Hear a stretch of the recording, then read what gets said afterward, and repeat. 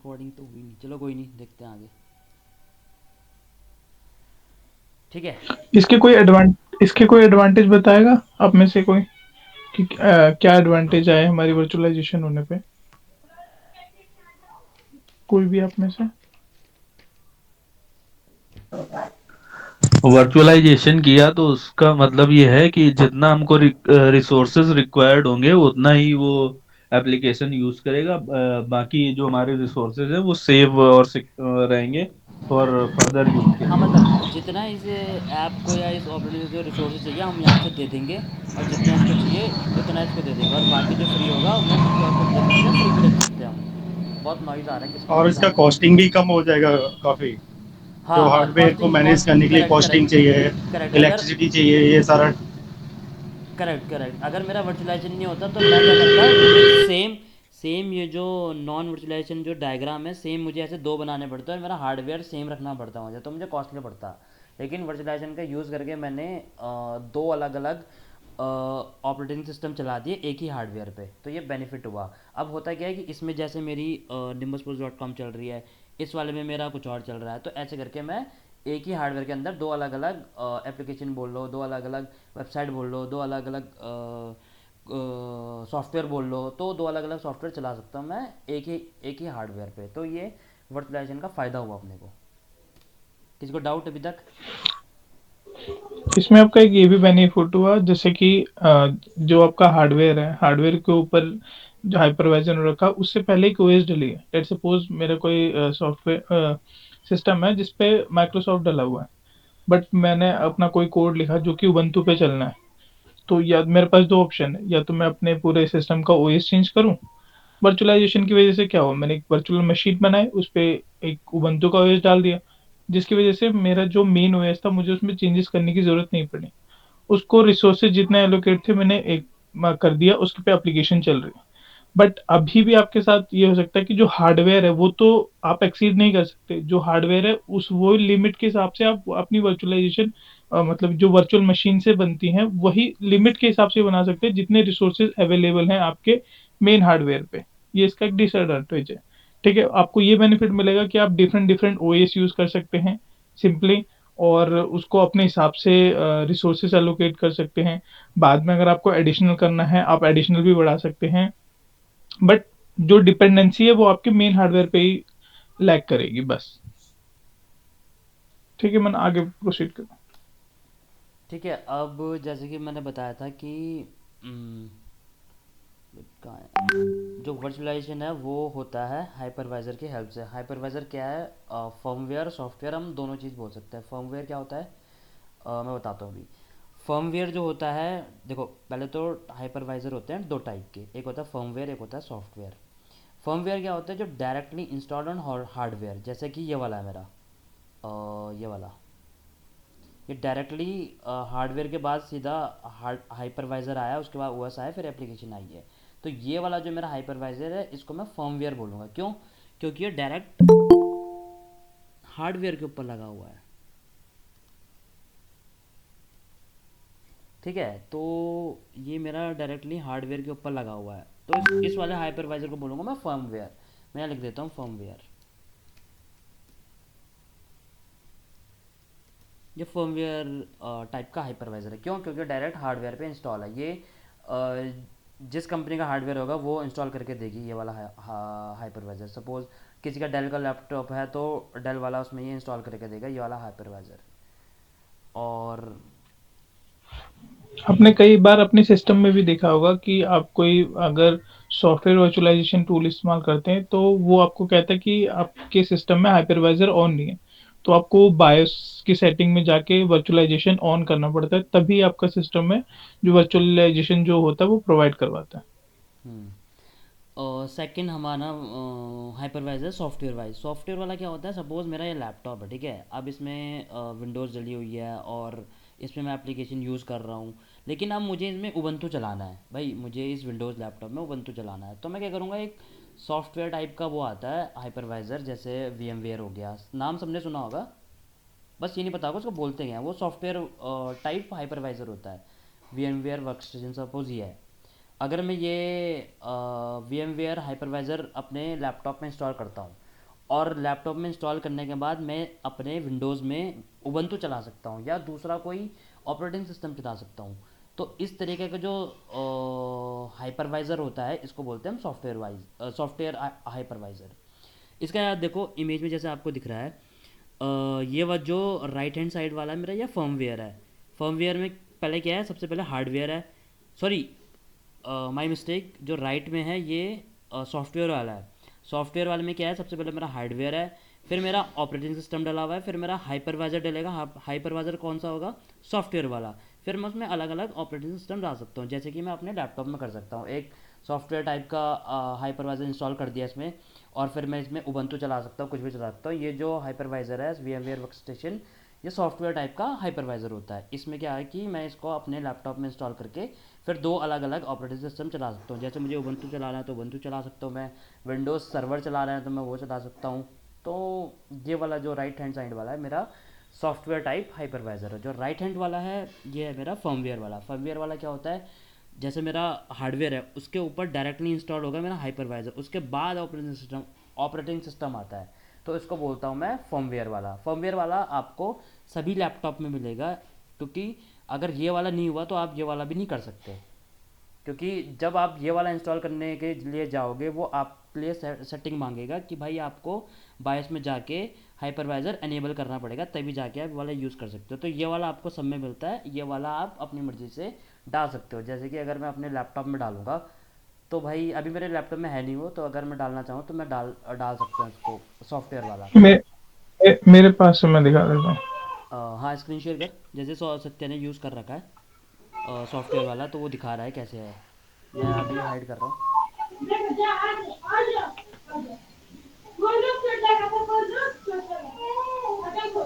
Screen visible है मेरी सबको? हम्म।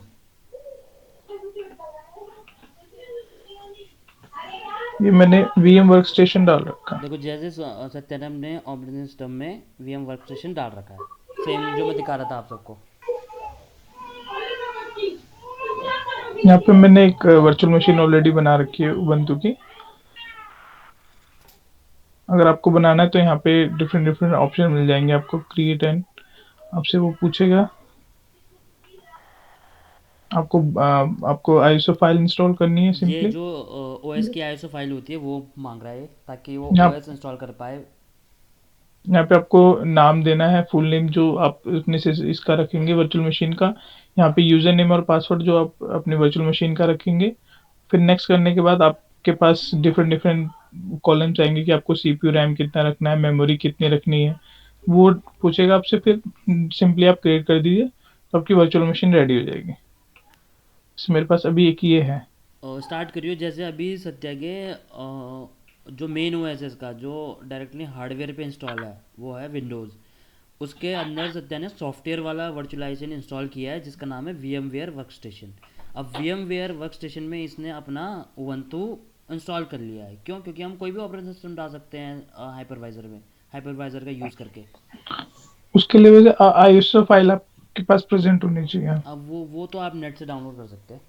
तो अगर आपको जैसे उबंटू में कोई प्रैक्टिस करनी है, लिनक्स में कोई प्रैक्टिस करनी है, तो आप सिंपली ये करना, सॉफ्टवेयर वाला वर्चुअलाइजेशन डालना VMware वर्कस्टेशन, और उसको इंस्टॉल करना, और उसमें उबंटू की इमेज डाउनलोड कर लेना उनकी ऑफिशियल वेबसाइट से, और उसको लोड करके उस पर आप उबंटू की जो भी आपको प्रैक्टिस करनी है वो सब कर सकते हैं। जैसे अभी इसका बूट हो रहा है, अभी बूट होने के बाद आपका पूरा उबंटू वाला सिस्टम खुल जाएगा, आप उस पर कोई भी कमांड चला सकते हो।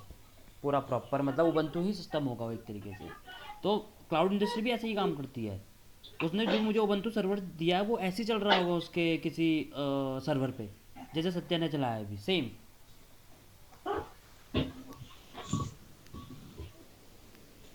अब देखो पूरा इसमें, अब सत्या इसमें जाके एप्लीकेशन भी इंस्टॉल कर सकता है, सब कुछ कर सकता है, जैसे हम अपने सर्वर के अंदर करते हैं, AWS में करते हैं, same as it is Satya इसमें कर सकता है। बस सत्या को ये है कि अगर इसमें कोई एप्लीकेशन चलानी है तो अपने लैपटॉप को 24/7 ऑन रखना पड़ेगा। इतना ही फ़र्क है बस। ऑन रखना पड़ेगा, और मुझे अपनी नेटवर्क की सेटिंग ऐसी करनी पड़ेगी कि ये पब्लिकली एक्सेस हो। क्योंकि अभी जो हम है नेटवर्क से कनेक्टेड, जो कि हमारे घर पे सिंपली राउटर होते हैं उससे। बट हाँ, अगर हमें अपनी एप्लीकेशन अपने लैपटॉप पे चलानी है, एक्सेसिबल करना है, तो मोस्ट ऑफ आप लोग भी जानते हैं कि पब्लिक IP की नीड होती है हमें, जो कि घर के राउटर पे नहीं मिलती ऐसे में। तो वो जो नेटवर्किंग होती है वो बैकग्राउंड में वो हमें सेटअप करना पड़ेगा। उसके मिलने के बाद फिर हम अपना वो कर सकते हैं। एक उसमें उबंटू में एक आध कमांड चला।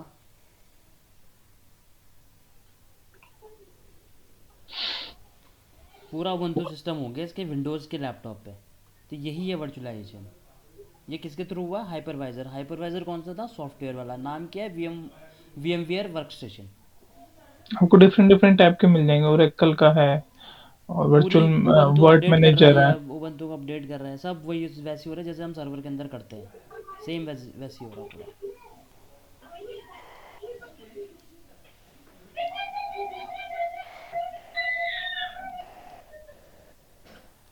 तो ये फ़ायदा हुआ हमारा वर्चुअलाइजेशन का कि हम भाई एक ऑपरेटिंग सिस्टम के अंदर मल्टीपल चला सकते हैं और रिसोर्स डिवाइड कर सकते हैं। सपोज़ सत्या ने ये वाली उबंटू वाली इमेज दी। इसमें वो डिसाइड कर सकता है कि भाई इस वाली इमेज को मेरे को कितना वो देना है, CPU कितना रैम देना है, कितना स्टोरेज देना है, और बचा हुआ बाकी उसके लिए यूज़ कर सकता है, बाकी एप्लीकेशंस के लिए जितना बच रखा है उसका। देखो इसने दिखाइए सत्या कितना यूज़ कर रखा है तूने। मैंने इसने 2 GB रैम दिए हुए। हाँ इसके सिस्टम में 8 GB रैम है, इसने 8 GB में से 2 GB इसको दे दी, तो 6 GB भी फ्री है। अगर इसको दूसरी कोई एप्लीकेशन चलानी है तो 6 GB में से 2 GB किसी और दूसरी OS को दे सकता है। जैसे सेम जैसे इसने अभी उबंटू बनाया है ऐसा कुछ और ये विंडोज़ सर्वर बना सकता है वर्चुअलाइजेशन का यूज़ करके, और 2 GB उसमें प्रोवाइड कर सकता है। तो यही है हमारा वर्चुअलाइजेशन।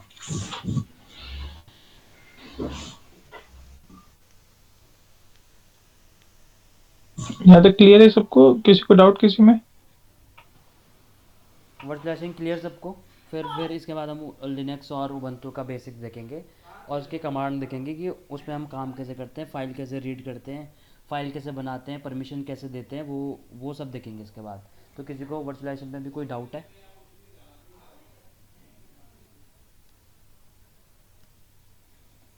एनीवन? कुछ कुछ मतलब कुछ भी पूछना चाहता हो? फिर से रिपीट करवाना चाहता हूँ कि भाई रिपीट करना है, समझ नहीं आया ऐसा।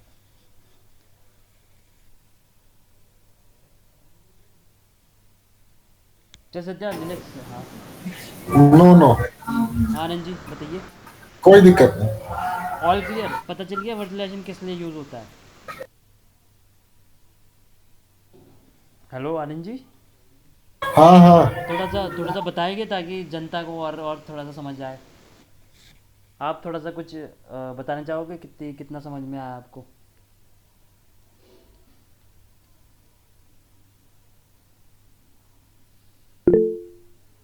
Network slow? कोई नहीं, चलो कोई नहीं, okay okay, no problem. Satya वो लिनक्स लिनक्स अब हम देखेंगे। सबसे पहले जो हमने कल एक पिछली क्लास में हमने, सत्या स्क्रीन शेयर कर दे। हम्म, पिछली क्लास में हमने एक EC2 बनाया था, तो आज हम आपसे बोलेंगे कि आप बताओ हमें क्या क्या करना है एक EC2 बनाने के लिए। और उस EC2 में हम लिनक्स की कमांड चलाएंगे, एक उबंटू का सर्वर बनाएंगे जो कि AWS पे होगा, और उस पर हम लिनक्स की कमांड चलाएंगे। लेकिन आप हमें गाइड करोगे आज कि हमें कैसे बनाना है एक सर्वर उबंटू का AWS पे, क्योंकि कल हमने एक थोड़ा सा ब्रीफ इंट्रोडक्शन दिया था कि एक सर्वर कैसे बनाया जाता है। तो कोई कोई मतलब इनिशिएट लेना चाहेगा? कोई आनंद जी, आप कोई भी? हाँ ऋतिक चलो आप? बता रहे हैं। चलो गुड गुड। शुभम आप? तो सबसे पहले हम कहाँ जाएंगे सर? हमें एक सर्वर बनाना, हम कहाँ पे जाएंगे? EC2 पे क्लिक करें, करो। हम्म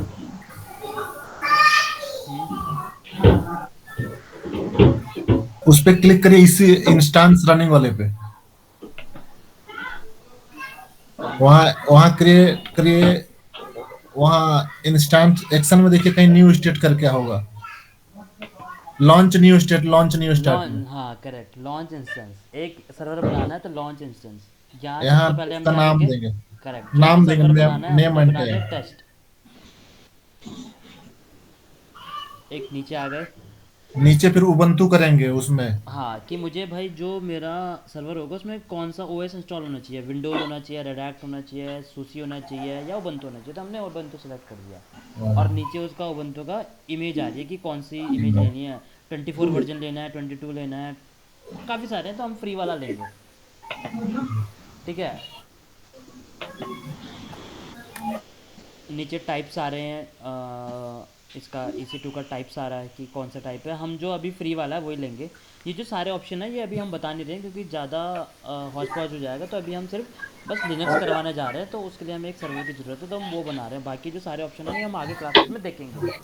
ये इंस्टांस टाइप आ गया, हमने फ्री एलिजिबल वाला ले लिया। ये बताएंगे इसमें किस किस टाइप का होता है, किसका पर्पज़ क्या क्या होता है, ये आगे वाली क्लास में बताएंगे हम। ठीक है। ये हमने की पेयर ले ली। की पेयर हमारी लॉगिन के लिए होती है। हमने टेस्ट की पेयर उसका नाम रखा था कल जो हमने बनाया था। अब इसको लॉगिन करने के लिए हम इसी का यूज़ करेंगे, टेस्ट वाली की पेयर का। फिर हमारा सिक्योरिटी ग्रुप आ गया जो हम IP वाइट लिस्ट और डिनाई और ये सब करते हैं, ये भी हम आगे पढ़ेंगे क्योंकि ये जो आज का लेक्चर हमारा बेसिकली लिनक्स पढ़ाएंगे हम इसमें। तो ये सारे ऑप्शन हम आगे देखेंगे सारे। ये स्टोरेज आ गई, कितनी स्टोरेज देनी है सर्वर को, किस टाइप की स्टोरेज देनी है, हम देखेंगे। GB3 देंगे क्योंकि बेस्ट होता है। ठीक है, GB3 कर दे। हाँ, नीचे नीचे एडवांस, और एडवांस में जो सारी जो सेटिंग है उसका पर्पस बताएंगे हम, क्या क्या उसका पर्पस। और नीचे ये जितनी भी ऑप्शन दिखा रहे हैं ना इसका हम बताएंगे आगे जाके, क्योंकि आज का लेक्चर हमारा ओनली लिनक्स पे बेस्ड है। ठीक है, नीचे नीचे नीचे नीचे नीचे स्क्रॉल डाउन। ये यूज़र डेटा ही बताएंगे। यूज़र डेटा बहुत इम्पॉर्टेंट है, जब आप भी कुछ चीज़ ऑटोमेट कराना चाहते हो तो ये भी बताएंगे हम आगे। और launch, just launch instance, just launch. हमने देखो ये जो सर्वर बनाया है इसमें कुछ अपनी तरफ से कुछ ऐड ऑन नहीं किया, अपनी तरफ से कुछ सिक्योरिटी ऐड ऑन नहीं की। जस्ट हमने जो AWS हमें जो सेटिंग प्रोवाइड करता है हमने उसका यूज़ करके एक सर्वर बना दिया। बट जब आप कंपनी में जाओगे तो वहाँ पे आपको हर चीज़ कस्टमाइजेशन करनी पड़ेगी। क्यों? सिक्योरिटी पर्पज़ के लिए कि भाई मेरा ये IP वाइट लिस्ट होनी चाहिए, मेरा इस नेटवर्क से ट्रैफिक आना चाहिए, इससे नहीं आना चाहिए। ये सब चीज़ें आप एक इंडस्ट्री में देखोगे। जस्ट हमने एक CPU बनाया है, सॉरी एक सर्वर बनाया है बस। तो इसका कस्टमाइजेशन हम आगे देखेंगे, इंडस्ट्री में कैसे सर्वर बनाया जाता है, कैसे उसमें सेटिंग्स की जाती है, कैसे उसकी सिक्योरिटी रखी जाती है, वो सब हम आगे देखेंगे। अभी जस्ट हम लिनक्स पे फोकस है आज का लेक्चर हमारा, लिनक्स सिक्योरिटी बेसिक्स।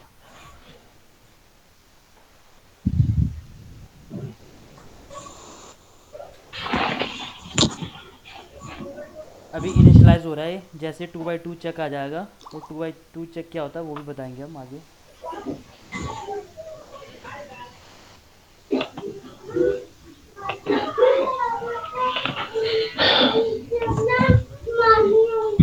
टाइम तो टाइम जल्दी से फ्री हो जाता है, वो इंतजार कौन था नहीं। जब तक मुझे कोई बताएगा व्हाट इज लिनक्स।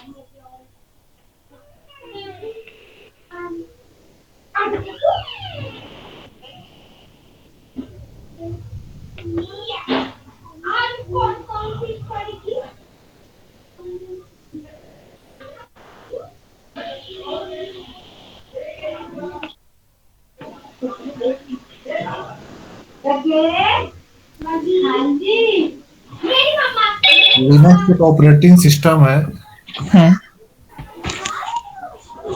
ये टोकरी बाहर क्यों निकाली? बताइए आगे। नहीं चल रहा अभी। कोई और?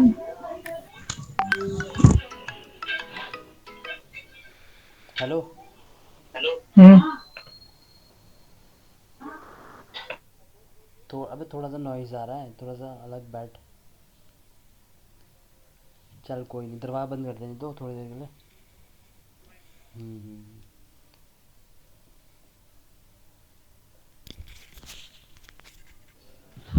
हेलो, कोई बताएगा व्हाट इज लिनक्स? और कोई?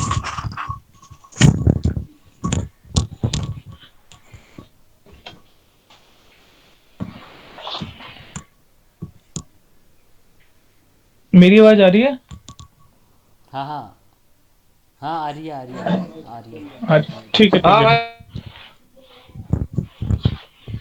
ठीक है। तो मैं बताता हूँ।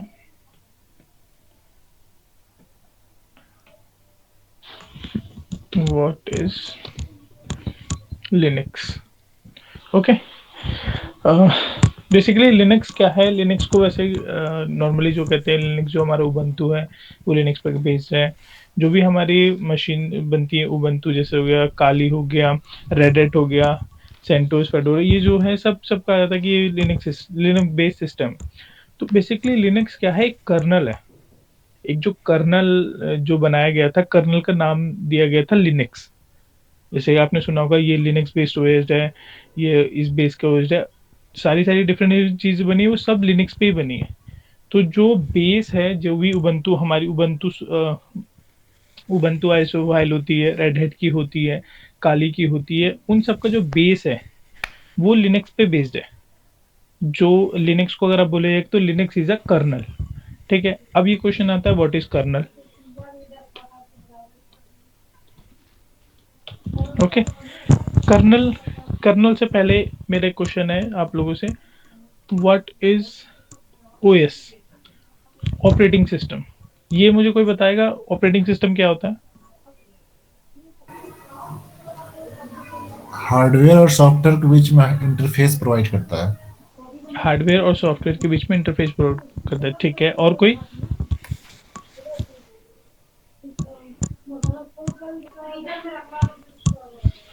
और कोई बताएगा?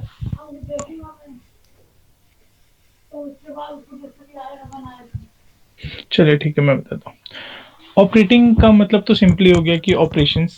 ठीक है, सिस्टम का मतलब क्या हो गया, सिस्टम चलते हैं हम कि सिस्टम को हम क्या कहते हैं, अगर हमारा कोई भी डिवाइस है, कि कोई भी डिवाइस होता है, फ़ोन हो गया, लैपटॉप हो गया, वॉशिंग मशीन हो गई, एसी हो, कोई भी डिवाइस हो गया, तो उसको हम सिस्टम कहते हैं। ठीक है, तो अगर आपको कोई भी डिवाइस रन करना है या कोई भी सिस्टम रन करना है, तो उसको चलाने के लिए हमें क्या ज़रूरत पड़ती है, सॉफ्टवेयर की।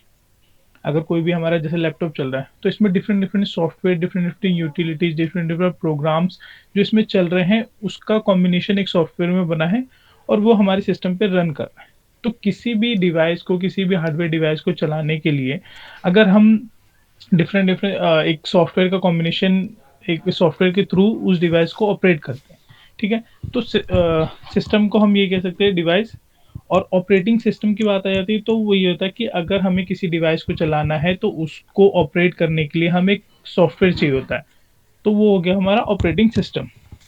ठीक है, और जहाँ तक कि आप जानते हो कि अगर हमें कोई भी एक चीज़ चलानी होती है, जैसे अगर मुझे कोई भी अपना कोई एप्लीकेशन चलानी है, तो एक एप्लीकेशन चलाने के लिए मेरे पास मल्टीपल डिपेंडेंसी होती है, मल्टीपल छोटे छोटे प्रोग्राम लिखने पड़ते हैं मुझे, तब जाके मेरी एक एप्लीकेशन बनती है। ठीक है, तो ऐसे ही सॉफ्टवेयर जब बनता है तो एक छोटे छोटे प्रोग्राम्स को लेके, छोटे छोटे पैकेजेस को लेके, डिफरेंट डिफरेंट टाइप के पैकेज इंस्टॉल किए जाते हैं। तो ग्रुप ऑफ पैकेजेस कह सकते हैं या ग्रुप ऑफ प्रोग्राम्स कह सकते हैं, उसका मर्ज करके एक सॉफ्टवेयर बनाया जाता है। ठीक है, तो अगर आपको एक सिंपली लैंग्वेज में ये होगा कि अगर आपको कोई भी डिवाइस को अगर चलाना है, हार्डवेयर डिवाइस को, तो उसके ऊपर आपको एक ऑपरेटिंग सिस्टम डालना पड़ेगा, यानी एक सॉफ्टवेयर डालना पड़ेगा उस डिवाइस को एक्सेस करने के लिए। ठीक है, तो ये हमारा हो गया ऑपरेटिंग सिस्टम। ठीक है, अब हमारा आता है कर्नल। कर्नल क्या होता है?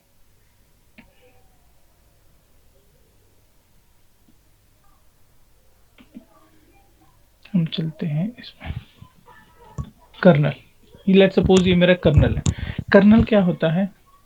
मेरे जैसे ओएस है, ओएस को मैंने अभी क्या बताया, हमारे छोटे छोटे फंक्शंस होते हैं, छोटी छोटी लाइब्रेरीज होती है, उसको मिला के एक सॉफ्टवेयर बनता है। तो लेट्स सपोज ये मेरे छोटे छोटे फंक्शन है, ये छोटे छोटे आप प्रोग्राम कह सकते हैं। ठीक है, ये मेरे छोटे छोटे सॉफ्टवेयर हैं, छोटे छोटे प्रोग्राम जो रन हो रहे हैं। ठीक है, अब इन सबको मुझे मैनेज करना है, तो इन सबको जो मैनेज करता है सारे, उसको हम कहते हैं कर्नल। ये जो छोटे छोटे प्रोग्राम है, इन सबको मैनेज करने का काम होता है कर्नल का। ठीक है, कर्नल क्लियर है? कर्नल को क्या था, जैसे कि आपने सुना होगा लिनक्स टोरवाल्ड के बारे में, जिसने लिनक्स लिखा था। लिनक्स को मतलब 1991 में लिनक्स इन्वेंट किया था उसने। तो उसने लिनक्स उसका नाम दिया था, उसने जो इन्वेंट किया था वो किया था कर्नल। उसने एक कर्नल बनाया, कर्नल अपने जो भी सॉफ्टवेयर, जो भी उसने डिपेंडेंसी यूज करके एक कर्नल सेटअप किया। अब क्या हुआ, जो आगे आने वाली कंपनी थी, तो उसने क्या किया, कर्नल को एक ओपन सोर्स रखा। ताकि अगर कोई भी इसमें इसको कस्टमाइज़ करना चाहता है या इस पर्टिकुलर कर्नेल को यूज़ करके अपना खुद का ऑपरेटिंग सिस्टम बनाना चाहता है, तो इसी बिहाफ़ पे उसने इसको ओपन सोर्स रखा कि अगर आपको अपना खुद का ऑपरेटिंग सिस्टम बनाना है, तो आप ये कर्नेल यूज़ कर सकते हैं। तो आपने देखा होगा आज के उसमें रेड हैट कंपनी है, उबंटू कंपनी है, काली है और भी बहुत सारी डिफरेंट डिफरेंट टाइप की जो कि ऑपरेटिंग सिस्टम प्रोवाइड करवाती है। तो उसने क्या किया, जो लिनक्स टोर वर्ल्ड ने जो कर्नल था, वो जो ओपन सोर्स रखा था, उन्होंने वो सोर्स कोड उठाया, ठीक है? जैसे रेड हैट कंपनी है,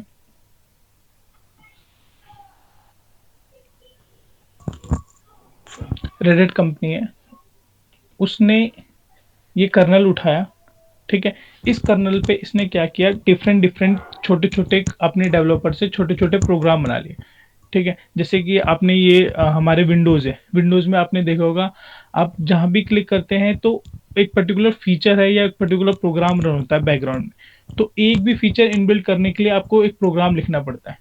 तो रेड हैट ने क्या किया, इनका कर्नल उठाया लिनक्स टोरवाल का और एक अलग-अलग पैकेजेस या फिर अलग-अलग कोई सर्विस उन्होंने अपने डेवलपर से बनवाई और अपने कर्नल में इंटीग्रेट कर दी, ठीक है? तो उन्होंने फिर अपना एक ओएस लॉन्च किया जो कि RHEL के नाम से आपने सुना होगा, बहुत सारे बिकते हैं। RHEL के 9 आ रहा है, शायद अभी लेटेस्ट में 9 या 10 चल रहा है RHEL का। तो ये डिफरेंट डिफरेंट उसमें यूटिलिटी या फिर डिफरेंट डिफरेंट पैकेजेस वो डालते रहते हैं, अपने कर्नल को अपडेट करते रहते हैं, ठीक है? तो आप चाहे तो आप अपना भी ओएस बना सकते हैं। आपको सिर्फ ये कर्नल चाहिए और आप अपने हिसाब से जो भी आपको कोई फंक्शन इनबिल्ड करना है अपने ओएस में, आप उसका कोड लिखिए, आप अपने कर्नल के साथ इम्प्लीमेंट कर दीजिए, आपका ओएस रेडी है। तो डिफरेंट डिफरेंट कंपनी ने यही किया। कर्नल जो था वो सबका कॉमन है, वो आज भी ओपन सोर्स है, चाहे कोई भी कर्नल का कोड ओपन सोर्स कोड है वो आप देख सकते हैं, ठीक है? सबने कंपनी अपनी अपनी यूटिलिटी अपनी अपनी प्रोग्रामिंग के हिसाब से डिफरेंट डिफरेंट पैकेजेस इनबिल्ड करके अपना खुद का ओएस निकाला है। जैसे कि आपने सुना होगा रेड हैट का है, उबंटू का है, सूस का है, काली का है। जब हमने वर्चुअल मशीन बनाई थी आपने तब भी देखा था उस टाइम, ठीक है? तो अब इसमें मेन रोल क्या आता है, आज अगर अभी के ज़माने में देखा जाए तो रेड हैट सबसे नंबर 1 पे है, क्योंकि रेड हैट क्या करती है कि उन्होंने अपने 3 ऑपरेटिंग सिस्टम निकाल रखे हैं। एक RHEL है, red hat enterprises Linux, second है सेंटोस और एक थर्ड है फेडोरा। तो RHEL में क्या है, उन्होंने एंटरप्राइजेस सपोर्ट दे रखा है। लेट्स सपोज अगर मेरी कोई एप्लीकेशन चल रही है रेड हैट पे, अगर मैंने उनका रेड हैट सर्वर ले रखा है 9, तो वो क्या करते हैं, मुझे एंटरप्राइजेस का सपोर्ट देते हैं। लेट्स सपोज मेरी कोई एप्लीकेशन चलाने में मुझे कोई प्रॉब्लम आ रही है, जो कि वो कर्नल डिपेंडेंसी है या फिर कोई पैकेज डिपेंडेंसी है जो कि रेड हैट सपोर्ट करता है। तो वो मेरी हेल्प करेगा इसमें कि जो भी कर्नल का इशू होगा वो एंटरप्राइजेस लेवल पे है, तो वो आपके हेल्प करेंगे उनके डेवलपर, ठीक है? और जो सेकंड है, जो हमारा सेंटोस है जो कि फ्री है, उसमें क्या है, रेड हैट कहता है कि ये मेरा फ्री ऑफ कॉस्ट है ओएस। आप चाहें तो अपने सर्वर पे, प्रोडक्शन सर्वर पे इंस्टॉलेशन करके आप अपनी एप्लीकेशन रन कर सकते हैं, बट हम आपको सपोर्ट नहीं देंगे। अगर आपकी एप्लीकेशन में कोई भी बग या कोई भी ओएस की वजह से कोई भी प्रॉब्लम आती है, तो ये आपकी हेडेक होगी, क्योंकि रेड हैट का सिंपली ये कहना है कि अगर आप हमारा HCL का वर्जन लेते हैं तो हम आपको सपोर्ट प्रोवाइड कर देंगे, अदरवाइज हमारी कोई डिपेंडेंसी नहीं कि आपकी एप्लीकेशन में ओएस की वजह से कोई प्रॉब्लम आती है। थर्ड जो इन्होंने बनाया था फेडोरा, फेडोरा बनाया था इन्होंने टेस्टिंग पर्पस के लिए, कि अगर आपको लगता है कि आप हमारे HL पे RHL वाले पे लेना चाहते हैं, तो आप पहले फेडोरा यूज़ करिए।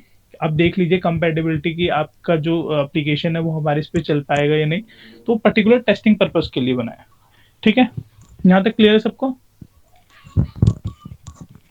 अच्छा, इसमें जस्ट फॉर इंफॉर्मेशन कोई ये बताएगा रेड हैट की अर्निंग कैसे है इसमें, क्योंकि जो अपना कर्नल है वो तो ओपन सोर्स है और उससे ये कमा नहीं सकते हैं, क्यों? क्योंकि भाई उसका जो पेटेंट है वो तो किसी और के पास है। तो इनकी अर्निंग कैसे होती है, कोई बताएगा कोई? जस्ट फॉर इंफॉर्मेशन कि रेड हैट कमाता कैसे है। वैसे तो कमाएंगे नहीं, क्यों? क्योंकि वो तो ओपन सोर्स है, ओपन सोर्स को आप किसी को सेल नहीं कर सकते हो। तो रेड हैट जस्ट बेसिकली उसकी अर्निंग कैसे है? वैसे तो सर्टिफिकेशन और ये भी है, but in term of OS वो कैसे कमाता है, किसी को कुछ आइडिया है?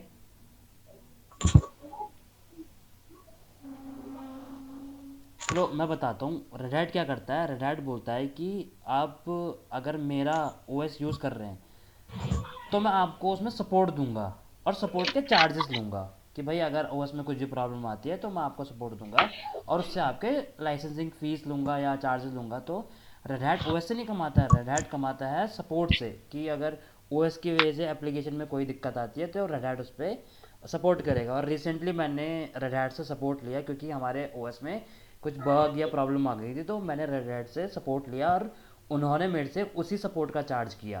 तो रेड हैट ओएस से नहीं कमा रहा है, रेड हैट कमा रहा है अपने सपोर्ट से, क्योंकि ओएस तो ओपन सोर्स है, उसका पेटेंट किसी और के पास है, तो रेड हैट उससे नहीं कमा रहा। रेड हैट जस्ट सपोर्ट दे रहा है। क्यों? क्योंकि उसने उस कर्नल में थोड़े बहुत चेंजेस किए, अब उसको थोड़ा बहुत नॉलेज है कि उसमें क्या बग है क्या नहीं है, तो उस चीज़ का लेवल का सपोर्ट देता है रेड हैट और उससे वो कमाई करता है। सर्टिफिकेशन और ये तो अलग कमाई है उनकी, लेकिन जो ओएस पे जो कमाई है उसकी वो सपोर्ट के बेसिस पे करता है। बाकी कोई ओएस बेच के वो कोई कमाई नहीं करता है इसमें रेड हैट। जो रेड हैट अपना ओएस बनाता है सिर्फ जो कि कर्नल है, जो कि ओपन सोर्स है। बाकी जो छोटे छोटे सॉफ्टवेयर जो बनते हैं ये कंपनी अपना खुद का बना के इंटीग्रेट करने के बाद फिर ओएस मार्केट में निकालती है। तो ये जो है, ये जो छोटे छोटे आपको ये दिख रहे हैं, तो ये अभी भी ओपन सोर्स नहीं है। ये सिर्फ रेड हैट के डेवलपर को ही पता है इन्होंने क्या कोडिंग करके ये बनाया। सिर्फ पर्टिकुलर कर्नल ही है जो कि ओपन सोर्स है। और ये इसलिए अच्छा है कि आप खुद का ओएस भी बना सकते हैं और इसमें कस्टमाइजेशन भी कर सकते हैं कि अगर आपको कुछ मतलब मुझे ये लाइब्रेरी चाहिए कि मैं ये ओएस डालूँ, तो मुझे ये जो भी आपकी डिपेंडेंसी है, जो भी एप्लीकेशन है, तो खुद से कस्टमाइज करके आप अपना ओएस बना सकते हैं। आपका ये बेनिफिट है। और आपने सुना होगा ये जो लिनक्स है, ये ऑपरेटिंग, ये लाइट वेट होते हैं। कोई मुझे बताएगा इनको लाइट वेट क्यों कहा जाता है?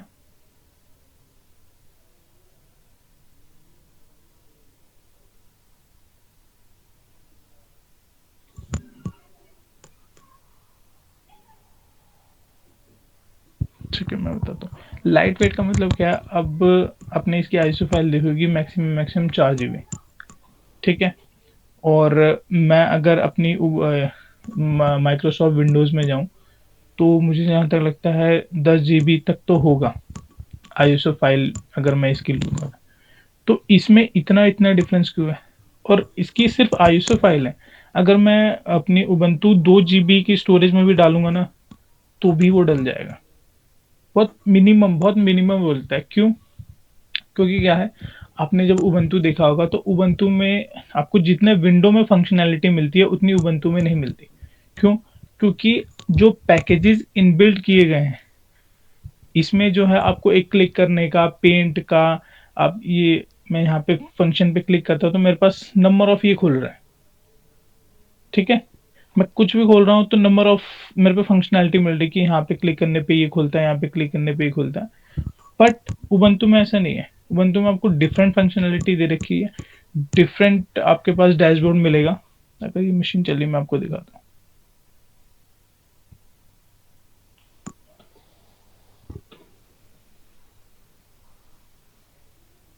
ये, अब ये देखिए, वहां पे जितने मेरे सॉफ्टवेयर वहां आपको इतने दिखेंगे नहीं यहाँ पे। और ये छोटे छोटे सॉफ्टवेयर सब हैं जो कि लाइट वेट हैं, ये जितने हैं इसमें। बट विंडोज जैसी फंक्शनैलिटी मुझे नहीं मिलती। अब मुझे अगर अपनी विंडोज में मुझे अगर फोल्डर बनाना है तो मैं सिंपली यहाँ जाऊंगा, इस पर क्लिक करूंगा, मैंने क्लिक किया, न्यू फोल्डर, मेरा फोल्डर बन गया सिंपली। बट मैं लाइनक्स में ऐसा नहीं कर सकता, मेरे पास कुछ ऑप्शन ही नहीं है। इवन मेरे पास GUI मोड है, ये तो आपका GUI है, यहाँ पे तो मिल जाएगा। बट इनके जो है सर्वर बेस भी आते हैं। सर्वर बेस में इसमें आपको ऐसा मिलेगा नहीं। उस टाइम पे आप कैसे फोल्डर बनाएंगे? तो इसमें क्या होता है, ये कमांड लाइन बेसिकली आप जहाँ भी जाएंगे कंपनी में तो सर्वर बेस्ड यूज होते हैं। ये डेस्कटॉप तो बस आपके पर्पस के लिए कि आपको आइडिया लग जाए कि कैसे काम होता है लिनक्स में। बट बेसिकली आप अगर इंडस्ट्री में जाएंगे तो वहाँ सर्वर बेस्ड होते हैं। आपको सिर्फ एक टर्मिनल मिलेगा, यहाँ पे आपको सिर्फ कमांड रन करनी है। आपको इस GUI में कुछ नहीं मिलेगा जहाँ पे मॉजिला है, फायरफॉक्स है, हेल्प है, ये है। आपको सिर्फ एक टर्मिनल मिलेगा, आपको एसएसएस करना है, आपको टर्मिनल, उसमें आप फोल्डर बनाए, फाइल बनाए, कोई भी चेंजेस करे, आपको इसमें करना पड़ेगा। ठीक है, ये इतना लाइट वेट होता है, इसीलिए इसको लाइट वेट कहा जाता है।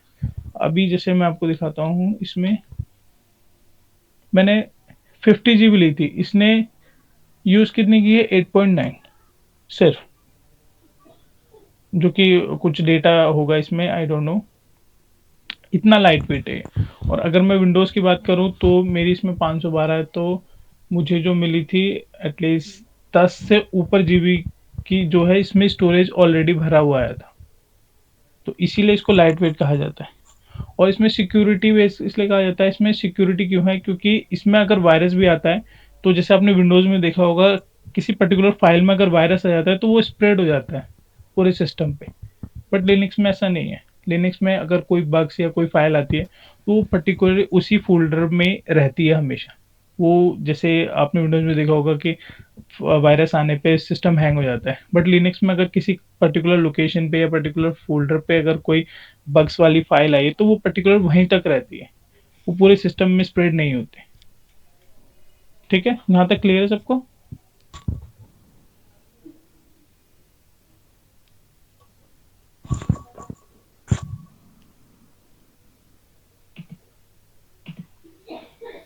क्लियर है सबको?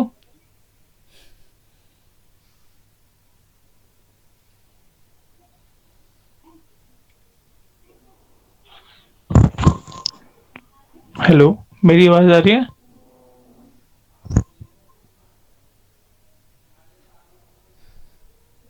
हाँ हाँ, आ रही है, आ रही है। ठीक है, तो आगे कंटिन्यू करें। वो डायरेक्टर सिस्टम बता दो, ठीक, को प्रेजेंटेशन में जो है जो। ये हमारा है लाइनक्स डायरेक्टरी स्ट्रक्चर। ठीक है, तो आपने विंडोज में देखा होगा कि हमारे पास सी ड्राइव होती है एक, जिसमें कि बहुत सारी चीज़ें होती हैं, प्री इनबिल्ट होती है। जब विंडोज डल के आती है तो सी में आपको बहुत सारी फाइल लिस्ट मिलती है। सेम उबंटू में होता है कि जब आप उबंटू ओएस डालते हैं तो उसमें एक रूट नाम का फोल्डर बनता है। रूट को हम इससे भी डिनोट करते हैं स्लैश। ठीक है, तो स्लैश के अंदर जो डायरेक्टरी बनती है, जैसे कि विंडोज में आपको मिलती है, लिनक्स में ऐसे होती है। ठीक है, आपको यहाँ भी दिखा देता हूँ।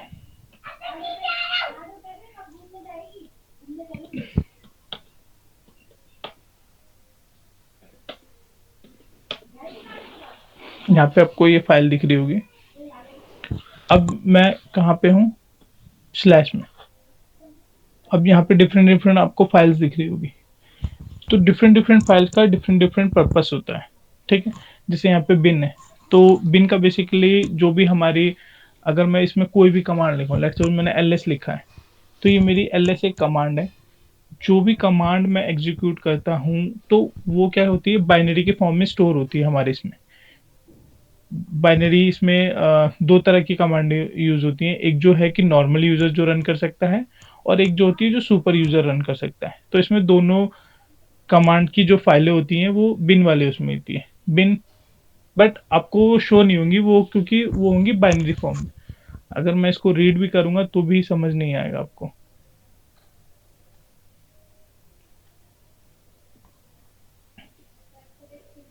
जिसे मैं आपको यहाँ पे दिखाता हूँ, कोई कमांड मैंने जो ls रन करी थी, यहाँ पे एक ls है, मैं कमांड रन करता हूँ ls। ये आपको समझ आ रहा है क्या लिखा है, क्योंकि ये बाइनरी फॉर्मेट में है। ठीक है, तो बिन के अंदर हमारी बाइनरी फाइल होती हैं। ठीक है, मतलब मैं इसमें ऐड ऑन करूँगा, जैसे सत्या सीडी लिख रहा है, एलएस लिख रहा है, तो उस कमांड से क्या होगा, उन सब का इंफॉर्मेशन बिन वाली डायरेक्टरी में रहता है। मतलब आप लिनक्स में जो भी कमांड चलाओगे उसका, उससे क्या होगा, उसकी पूरी इंफॉर्मेशन बिन वाले डायरेक्टर के पास रहती है। तो ये बिन का पर्पज़ है। अगर आप इसको डिलीट कर दोगे तो आपका होगा करप्ट। ठीक है, सत्या दूसरा बता। ठीक है, दूसरा है बूट। ठीक है, बूट में क्या होता है कि जो भी बूटिंग फाइल होती है उबंटू को, जो भी बूटिंग की जरूरत होती है बूटिंग फाइल की, तो वो सारी फाइलें हमारे बूट में स्टोर होती है। ठीक है, सेकंड है देव। डेव में हमारा जो भी डिवाइस बूट हमारा बूट कनेक्ट होता है। बूट पता है ना सबको, बूट मतलब जब भी हम किसी सिस्टम को स्टार्ट करते हैं तो कुछ सिस्टम को लोड होने के लिए कुछ फाइल होती हैं, तो उनको हम ही बूट फाइल्स बोलते हैं। तो बूट जो डायरेक्टरी है बिन के नीचे सत्य दिखाइयो, इसमें सारी बूटेबल फाइल होंगी। मतलब जब भी मेरा ओएस स्टार्ट होगा तो उसको स्टार्ट होने के लिए कुछ फाइल चाहिए, उसी को बूट फाइल कह रहे हैं। उसकी डायरेक्टरी बूट नाम से है। इसके अंदर वो कन्फिग्रेशन रहते हैं कि स्टार्ट होने के टाइम पे क्या क्या होना है, तो वो हमारी बूट डायरेक्टर के अंदर वो भी होता है। तो इसको भी डिलीट कर दोगे आप तो ये तब भी ओएस आपका करप्ट हो जाएगा। ठीक है, नेक्स्ट है हमारा देव। देव में हमारा क्या होता है, जो भी हमारे जो डिवाइसेस होते हैं, वो डिवाइसेस की जो इंफॉर्मेशन है होती है वो हमारे डेव डेव के अंदर होती है। ठीक है, नेक्स्ट है हमारा ईटीसी। ईटीसी जो होता है हमारा होता है एडिट टेक्स्ट कॉन्फ़िगरेशन। जितने भी टाइप के आप कोई भी पैकेजेस अगर इसमें इंस्टॉल करते हैं, जैसे अपाचे हो गया या फिर कोई भी सर्विस हो गई जो कि आप इंस्टॉल करते हैं, रेड हैट अपाचे हो गए और इंजन हो गया, जो भी किसी भी टाइप की आपकी सर्विस इंस्टॉल करते हैं, कुबरनेट्स हो गया, तो उसकी जो कॉन्फ़िगरेशन फाइल्स होती हैं उस पर्टिकुलर सर्विस की, वो हमारे ईटीसी के अंदर मिलती है। ठीक है, ईटीसी के अंदर आपको सारी कॉन्फ़िगरेशन फाइल मिल जाएगी जो भी आपके इस पर्टिकुलर सर्वर पे इंस्टॉल की गई होगी। ठीक है, नेक्स्ट है होम।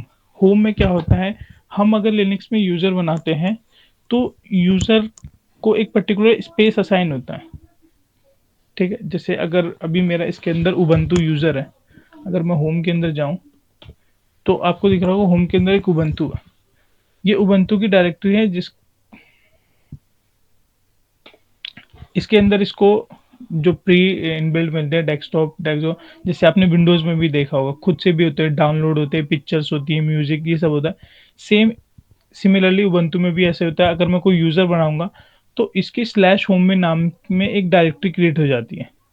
यहाँ पे अगर मैं कोई और ऐड यूज़र करता हूँ तो सेम नाम की यहाँ पे एक और डायरेक्टरी बन जाएगी उस पर्टिकुलर यूज़र के लिए। कर ऐड ऐड यूज़र कर।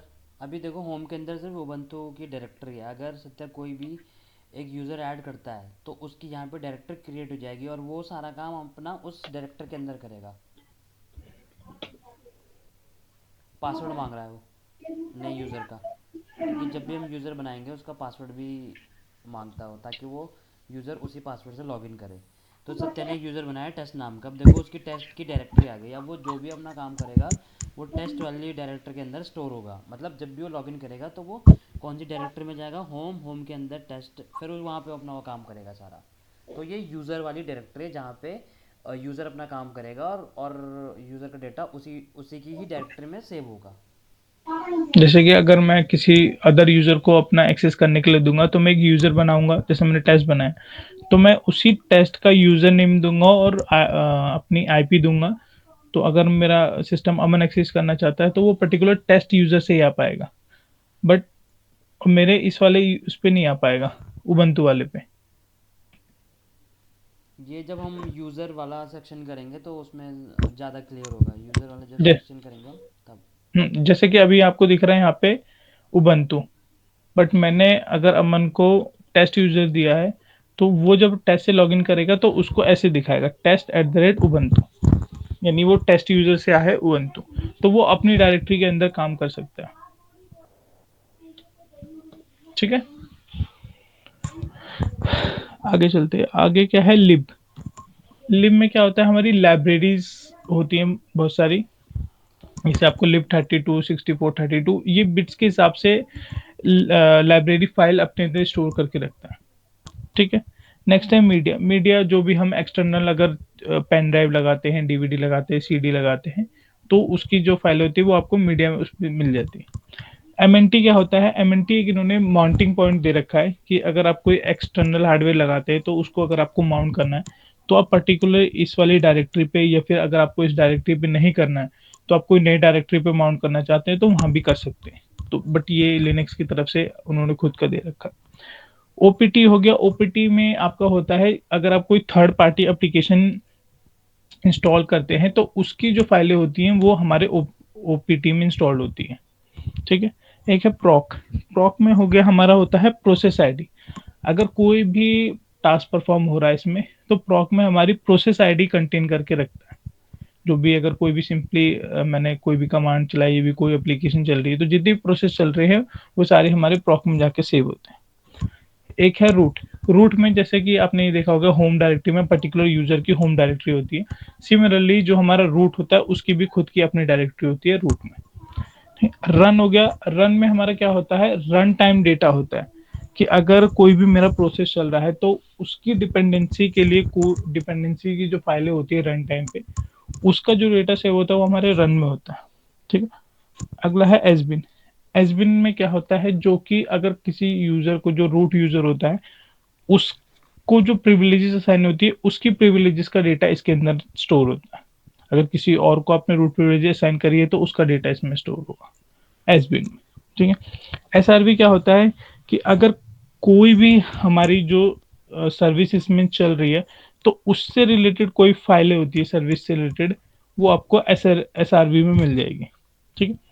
सिस क्या होता है, जो सिस्टम इंफॉर्मेशन होती है, जैसे बस आईडी होती है, हार्डवेयर की इंफॉर्मेशन होती है, जो भी हार्डवेयर इंफॉर्मेशन टाइप होती है, बस आईडी और भी डिफरेंट डिफरेंट टाइप की चीज होती है, तो वो आपको सिस्टम में मिल जाएगा। ओके। नेक्स्ट है टेम्प। टेम्प में क्या होता है कि टेम्परेरी डाटा स्टोर होता है। इसमें आप कभी भी डाटा स्टोर करके रखेंगे तो वो कभी परमानेंट नहीं होगा, वो एक लिमिट टाइम के बाद ऑटोमेटिकली वो डिलीट हो जाता है। तो कभी भी जब सिस्टम बूट होता है तो जब भी टेम्परेरी फाइल की ज़रूरत होती है वो तो यहीं पे बनती है, उसके थोड़ी देर बाद या फिर कुछ एक लिमिटेड टाइम होता है उसके बाद वो टेम्परेरी फाइलें जो है वो डिलीट हो जाती है अपने आप टेम्परेरी फोल्डर के अंदर से। ठीक। नेक्स्ट है यूएसआर, इसमें जहाँ एक पे टेम्प में एक और चीज़ है। सपोज आपने टेम्प में कुछ भी डाटा स्टोर करके रखा है, ठीक है, आपने कुछ अपना कोड रख दिया, ये रख दिया, जिस दिन वो आपका सर्वर जो है रिबूट हुआ तो टेम्प से वो डेटा डिलीट हो जाएगा ऑटोमेटिकली। तो कभी भी टेम्प में कुछ ऐसी क्रिटिकल फाइल या क्रिटिकल डेटा मत रखना, क्योंकि वो जब भी रिबूट होगा वो डिलीट हो जाएगा और आपका डेटा लॉस हो जाएगा। तो रिकमेंड करता है उबंटू या लिनक्स की टेम्प में अपना कोई भी क्रिटिकल डाटा मत स्टोर करना, तो ये याद रखना। अब है यूएसआर। यूएसआर में क्या होता है, यूजर्स के जो भी कमांडें होती है उनकी डॉक्स फाइल होती है। ठीक है। नेक्स्ट है वेर। वेर में होता है वेरिएबल। कोई भी वेरिएबल डेटा जो कि चेंज होता रहता है सिस्टम में, तो वो वेरिएबल डेटा जो है हमारे वेर में जाके स्टोर होता है। जैसे कि आपने लॉग्स देखे होंगे, लॉग्स हमेशा वेरी करते हैं, तो आपको जो भी लॉग्स है वो आपको वेर डायरेक्टरी के अंदर मिलेगा। ठीक है। क्लियर है सबको?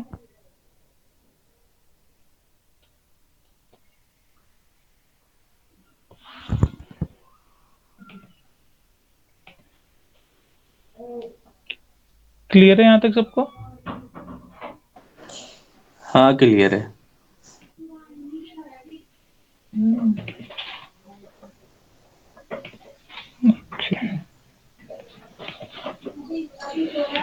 क्या अमन ये कमांड चला के दिखानी है फिर वर्बली हाँ, बतानी है? मतलब क्या क्या है पहले बता दे, फिर इनको चला के दिखा दे किसका क्या पर्पज़ है। ये जैसे चला रहा है वैसे दिखा, वैसे समझा भी दे।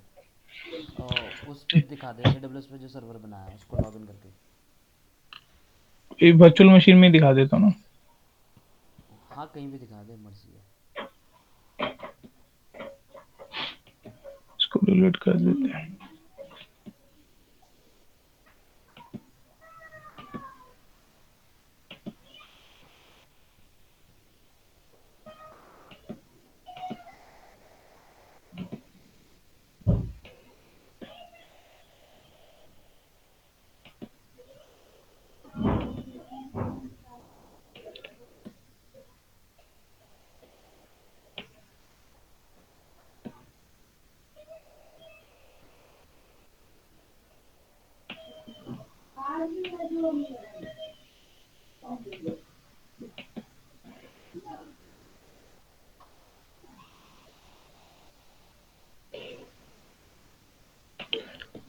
सबसे पहली कमांड है पीडब्ल्यू ने। पीडब्ल्यू क्या करती है, present working directory. Let suppose आप कहीं काम कर रहे हैं, आपको कोई फाइल डेटा ट्रांसफर करना है या कुछ करना है, तो आपको देखना है मैं कहाँ पे हूँ। मैं किसी पाथ पे गया,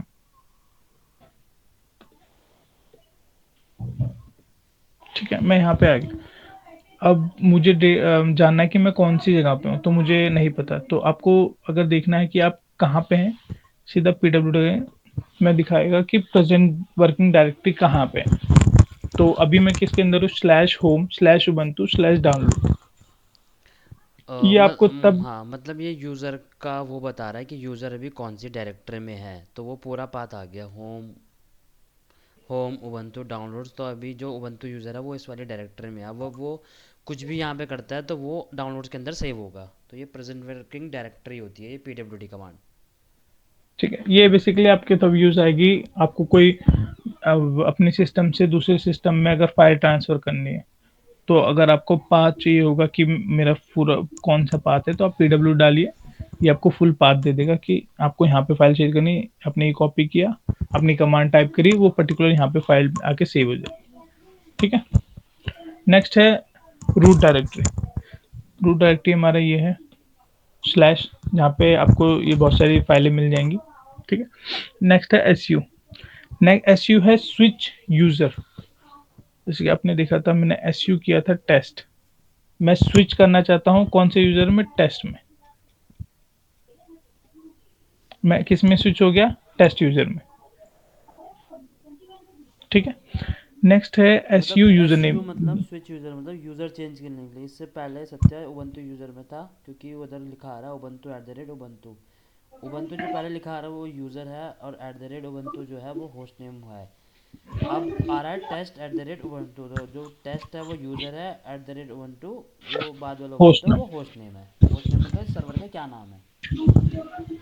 ठीक है, आप थर्ड कमांड देखेंगे एसयू यूजर नेम स्विच करने के लिए। ठीक है, सेकंड है फोर्थ वन है सूडो। सूडो बेसिकली इसलिए यूज किया जाता है कि जिसको सूडो प्रिविलेजेस दी जाती है।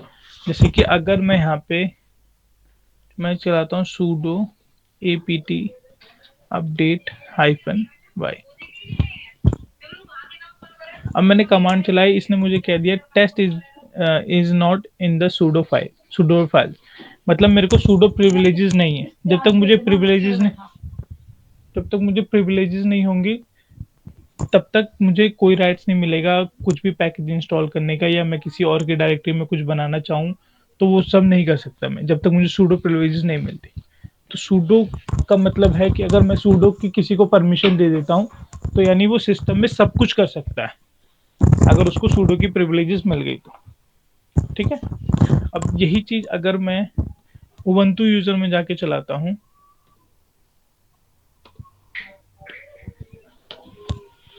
चल गया, क्योंकि उबंटू क्या है, मेरा सूडो यूजर है।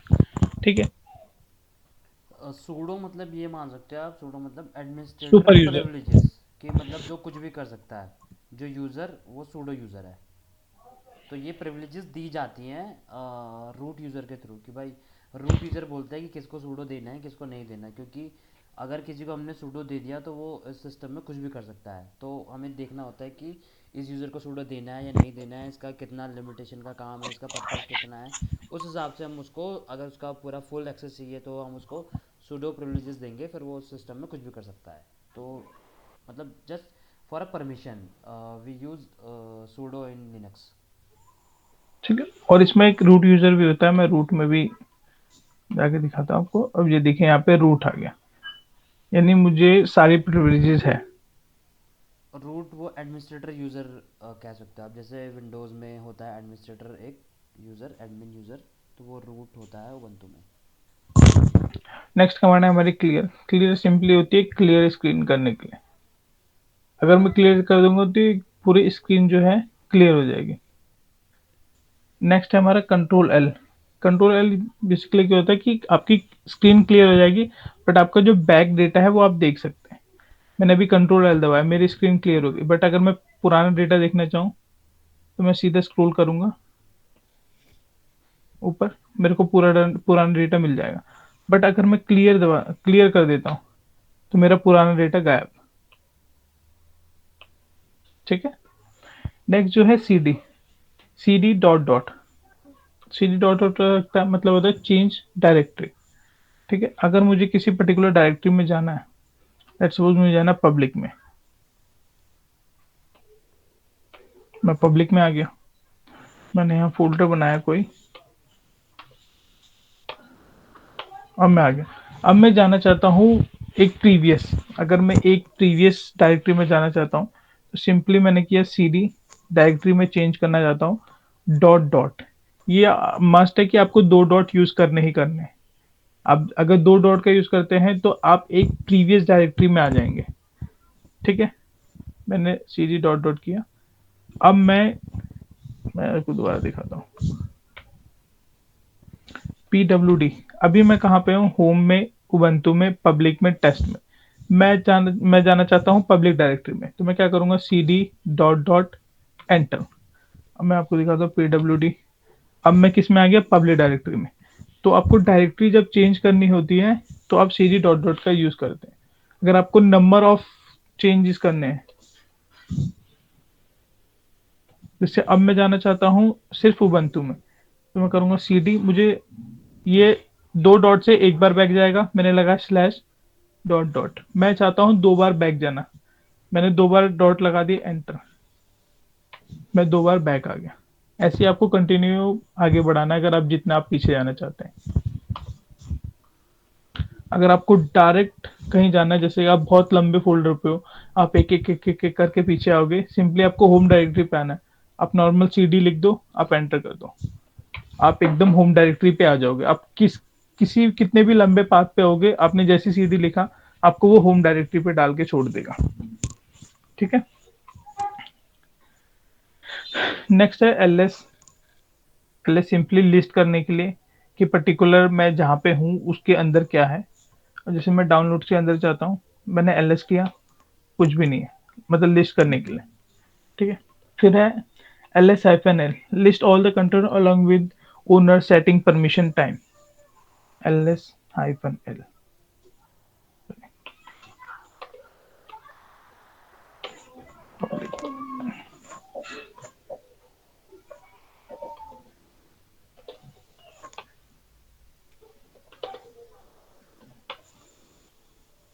अब मैंने लिस्ट किया, मैंने लिस्ट किया। अब मुझे यहाँ पे इंफॉर्मेशन भी दे रहा है कि मेरा एक टेस्ट है, वो कितने बजे कब क्रिएट हुआ था, डेट, साइज, उसका ओनर कौन है, उसका ग्रुप कौन है, ये उसकी परमिशन क्या है, ये डायरेक्टरी है, ये फाइल है, ग्रुप को कौन सी परमिशन है और अदर्स को क्या परमिशन है। ये परमिशन वाला में भी आपको हम बाद में बताएं। अभी आप सिंपली समझिए लिस्ट करने के लिए लिस्ट हो रहा है और इसकी एडिशनल इंफॉर्मेशन आ रही है पर्टिकुलर इसमें, जो भी डायरेक्टरी या जो भी फाइल प्रेजेंट होगी उसकी। ठीक है, अब है नेक्स्ट ls। इसमें आपको यहाँ पे 4 दिख रहा होगा। 4 क्या है? ये इसकी आपको साइज बताएगा, इस पर्टिकुलर डायरेक्टरी की क्या साइज है। ठीक है, अमन आपको कुछ ऐड करना है यहाँ पे? ये 4 KB है, KB। हम्म,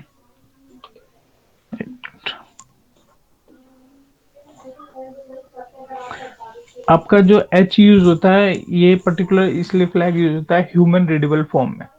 मैंने सिर्फ s लगाया था, आपको 4 दिखा रहा था, आपको नहीं समझ आया kb में या किस में, मैंने अब उस फ्लैग के साथ h यूज कर लिया, तो आपको यहाँ दिखा रहा ना कि इस पर्टिकुलर फोल्डर का साइज कितना है, 4.0K।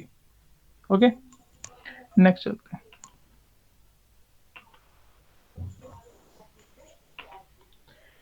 File system in the Linux Ubuntu, these are the 4 types. First जो हमारा है कैट। अमन, हेलो अमन,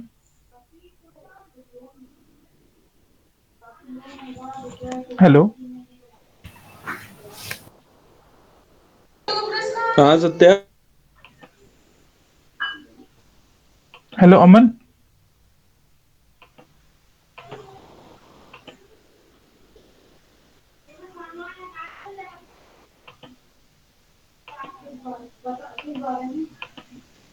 नेक्स्ट चलते हैं हम। कैट। कैट हमारा किस लिए होता है? जैसे कि अगर मुझे कोई फाइल है, मैंने कोई फाइल बनाई है, उसको मैं रीड करना चाहता हूँ।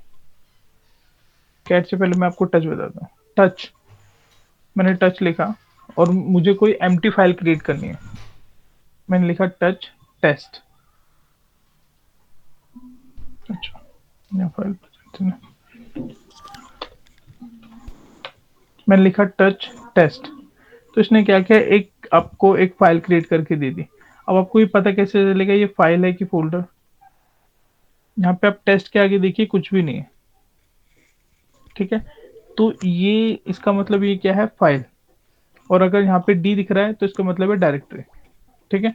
और आप इसके कलर उस पर भी देख सकते हैं कि ये ब्लू कलर की है, जो भी है वो सारी डायरेक्टरी है, और जो विदाउट वाइट कलर है ये सारी हमारी फाइल है।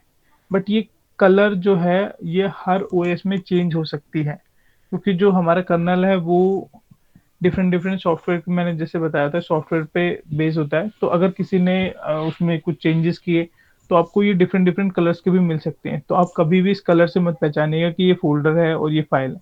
आपको यहाँ पे दिख जाएगा, डी है तो डायरेक्टरी, कुछ नहीं है तो फोल्डर, सॉरी फाइल।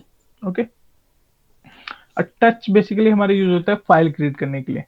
फाइल तो हमारे विम नैनो दोनों से क्रिएट हो सकती है, बट टच का पर्पज ये होता है कि वो एम्प्टी फाइल क्रिएट करता है। अगर मैं टच के अंदर कुछ देखना चाहूँ,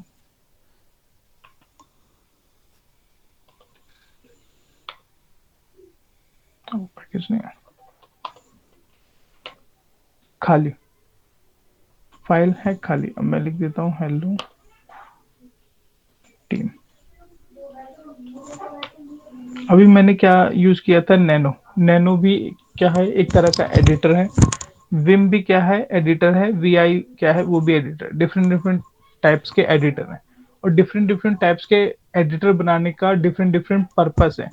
क्योंकि अगर मैं एडिटर की बात करूँ तो वीआई भी एडिटर है, विम भी एडिटर है, नैनो भी है। बट तीनों का पर्पस अलग अलग है। वो मैं ज़्यादा डिटेल में नहीं जा रहा, मैं आपको बता दे रहा हूँ कि ये एडिटर का काम करते हैं। नैनो जो है वो इनबिल्ट है हमारे उसमें, तो मैंने नैनो लिया, उसमें कुछ फाइल लिखी, फाइल को सेव किया। अब मैं इसमें पढ़ना चाहता हूँ क्या लिखा है। मैंने लिखा कैट टेस्ट, मेरे को रीड करवा दिया उसने। क्या लिखा था मैंने, हेलो टीम। अब आपने देखा होगा मैंने विम कमांड चलाई थी, इसने बोल दिया विम कमांड नॉट फाउंड।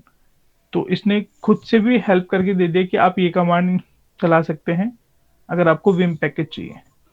तो मैंने ये कमांड चलाई और मेरा पैकेज इंस्टॉल हो जाएगा। ये भी कुछ एरर है इसको।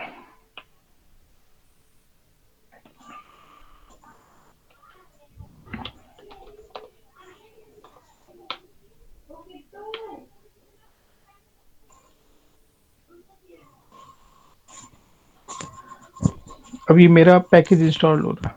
सत्य बड़ा कर दो वो, ये जो वर्चुअल बॉक्स वाला वो है, बड़ा कर दो इसको, मैक्सिमाइज। तो फिर पीपीटी से कैसे बताऊंगा?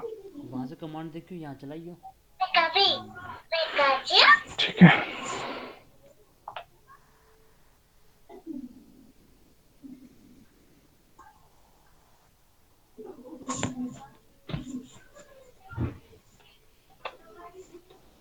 ठीक है, अब मैं विन कमांड चलाता हूँ, टेस्ट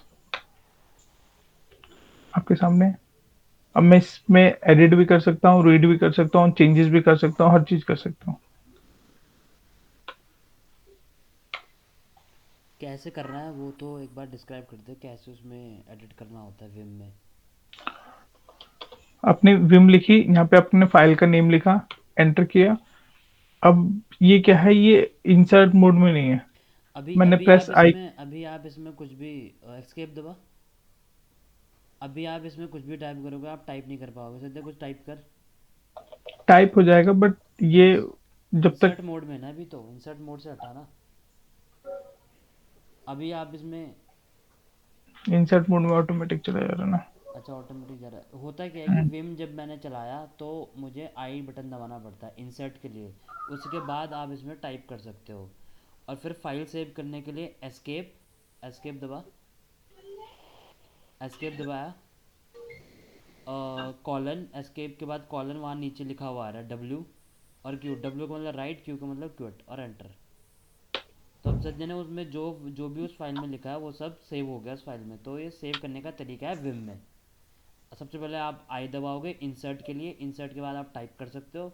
फिर एस्केप दबाओगे, एस्केप से क्या होगा कि वो आप उसको सेव कर सकते हो। एस्केप दबाने के बाद कॉलन दबाना है, डब्ल्यू फॉर राइट, फिर क्यू और एंटर। और राइट करके क्विट कर देगा वो, और उसमें राइट हो जाएगा फिर। तो ऐसे हमारा विम में हम एडिट और ये सब करते हैं, एडिट और राइट ऐसे करते हैं हम। ठीक है, नेक्स्ट चलता हूँ।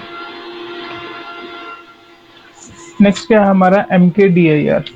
MKDIR क्या होता है, जैसे आपने बताया था DIR4 होता है डायरेक्टरी। तो अगर हमें कोई डायरेक्टरी क्रिएट करनी है तो हमें कमांड यूज करनी पड़ेगी MKDIR। ठीक है, नेक्स्ट है CP। नेक्स्ट है CP कॉपी करने के लिए फाइल, अगर मुझे कुछ कॉपी करना है इधर से कहीं और, तो मैं कॉपी का यूज करूंगा CP कमांड का। मूव करना है MV, रिमूव करना है तो RM। LS-LA डिस्प्ले करता है कि हिडन फाइल क्या है, लिस्ट करेगा हमारी फाइलें सारी LS से। L से हमारी उसकी डिटेल्स बताएगा, और A का फ्लैग होता है कि कोई भी हिडन डायरेक्टरी होगी, जो कि हमारे उबंटू में अगर कोई हिडन डायरेक्टरी बनती है तो वो डॉट से स्टार्ट होती है। तो जो भी फाइल है अगर हमारी डॉट से स्टार्ट हो रही है वो तो LS-LA करके आपको शो हो जाएंगे। मैं आपको दिखा देता हूँ। अगर मुझे कोई डायरेक्टरी बनानी है, अब मैंने कमांड लिखी, अब मैं आइडेंटिफाई कैसे करूंगा कि ये डायरेक्टरी है। मैंने बनाया अमन, अब अमन के आगे क्या है D, ये है डायरेक्टरी। ठीक है, नेक्स्ट था हमारा कॉपी। अब मैंने जैसे कोई फाइल बनाई है टेस्ट, मैं चाहता हूँ अमन में कॉपी करना।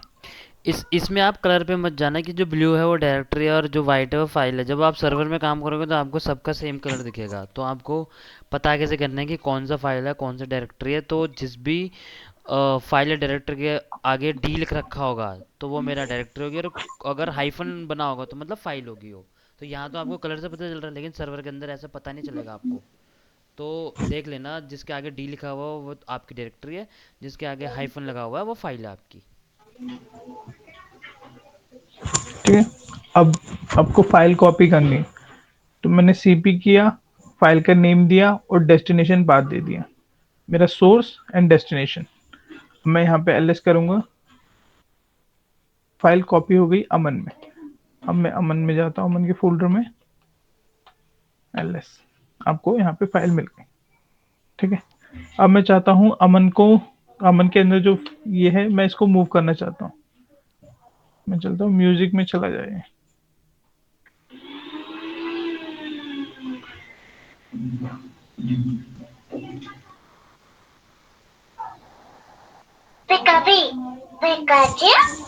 सुनो,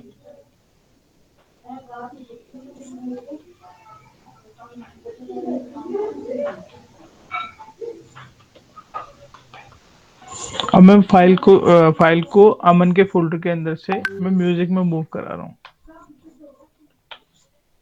अमन के डायरेक्टरी से गायब, मैं जाता हूँ म्यूजिक में, टेस्ट फाइल आ गई। ठीक है, नेक्स्ट क्या था हमारा RM।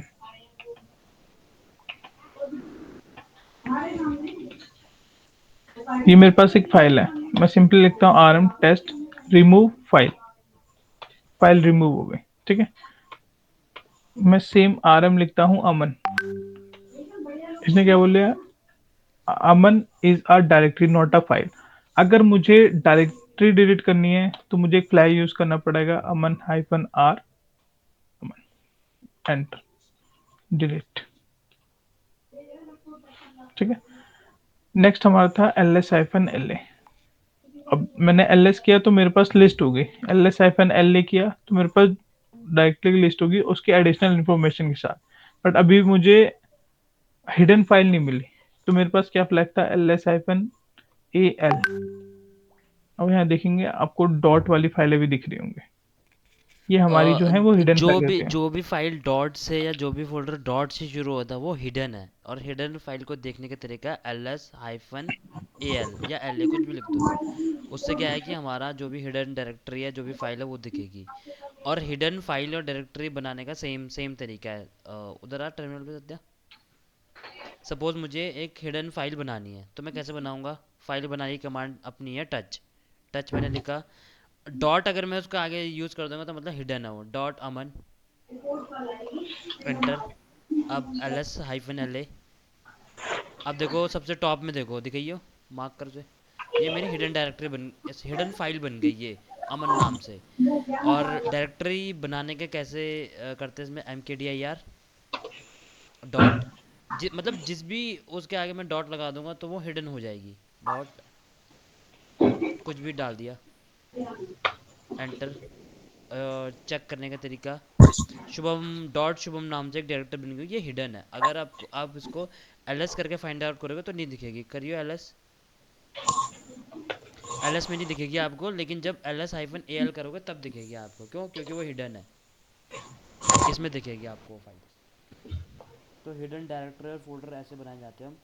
हिडन हम कब बनाते हैं सर्वर में? जब भी हमें कोई क्रेडेंशियल और ये सब सेव करना होता है तो हम एक हिडन डायरेक्टरी बनाते हैं और उसके अंदर अपने क्रेडेंशियल सेव करते हैं। जैसे हमने निम्बस में किया भी था कि डॉट env करके एक फ़ाइल बनाई थी। डॉट का मतलब वो हिडन रहेगी और env मेरा फाइल का नाम, और उसके अंदर मेरे क्रेडेंशियल सेव रहेंगे। तो ये बेस्ट प्रैक्टिस रहती है क्रेडेंशियल सेव करने के लिए, कि मैं उसको एक हिडन डायरेक्टरी में या एक हिडन फाइल में सेव करूँगा मैं ऐसे।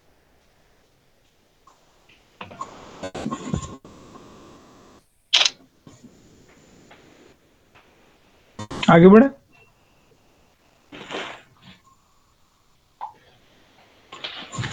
नेक्स्ट हमारा होस्ट नेम, जिसके मैंने आपको पहले ही बताया था कि होस्ट नेम हमारा जो उबंटू के आगे था @ के आगे, वो हमारा होस्ट नेम। अगर मैं यहाँ कमांड लिखूंगा होस्ट नेम तो ये मेरे को आउटपुट में दे देगा कि मेरे सिस्टम का होस्ट नेम क्या है, उबंटू। हम चाहे तो इसको चेंज भी कर सकते हैं, टेम्परेरी बेसिस पे भी और परमानेंट बेसिस पे भी। ठीक है। नेक्स्ट है if config. If config basically इसलिए यूज होता है जैसे कि मेरे को अपने सर्वर की आईपी जाननी है कि मुझे क्या मिली। इफ कॉन्फिग, अब जैसे मैंने कोई कमांड चलाई तो इसमें अवेलेबल नहीं है, तो उसने मेरे को रेफरेंस में दे दिया कि आप ये वाली पैकेज इंस्टॉल करो तो आपको ये पैकेज मिल जाएगा। ठीक है, ये मैं अभी इंस्टॉल नहीं कर रहा, मैं आपको आगे बताऊंगा। इसमें दे रखा। नेक्स्ट है कैट। अगर आपको आपको अपना ओएस चेक करना है कि पर्टिकुलर मेरे मशीन में कौन सा ओएस चल रहा है, कैट मैं फाइल रीड करना चाहता हूँ, etc os-release। यहाँ आपको आपको वर्जन दिख जाएगा, जो भी ओएस से रिलेटेड इंफॉर्मेशन है वो आपको यहाँ पे मिल जाएगी। ठीक है, नेक्स्ट चलते हैं। sudo apt अपडेट, मैंने आपको ये पहले दिखाया अपडेट करके। अपडेट में हमारे ये नॉर्मली सबको पता है अपडेट और अपग्रेड होती है सिस्टम। तो आप कोई भी अगर कमांड या फिर कोई भी पैकेज इंस्टॉल करना चाहते हैं, आपने कोई भी नया सर्वर बनाया, तो सबसे पहली जो कमांड आपकी चलेगी वो apt अपडेट ही चलेगी। क्योंकि जब आप लिनक्स या फिर कोई भी ओएस इंस्टॉल करते हैं तो उसमें जो है वो पैकेज बाइंड होते हैं, वो अनपैक नहीं होते। तो आप कोई भी अगर पैकेज इंस्टॉल कर लोगे डायरेक्ट कि मैं ये पैकेज इंस्टॉल कर दूं, तो वो आपको एरर थ्रो कर देगा। वो आपको बोलेगा पहले आप अपडेट करिए, उसके बाद पैकेज इंस्टॉल करें।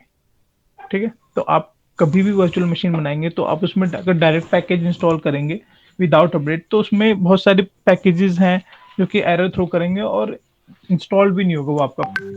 तो सबसे पहली कमांड आपकी जो चलनी है वो apt अपडेट -y चलनी है।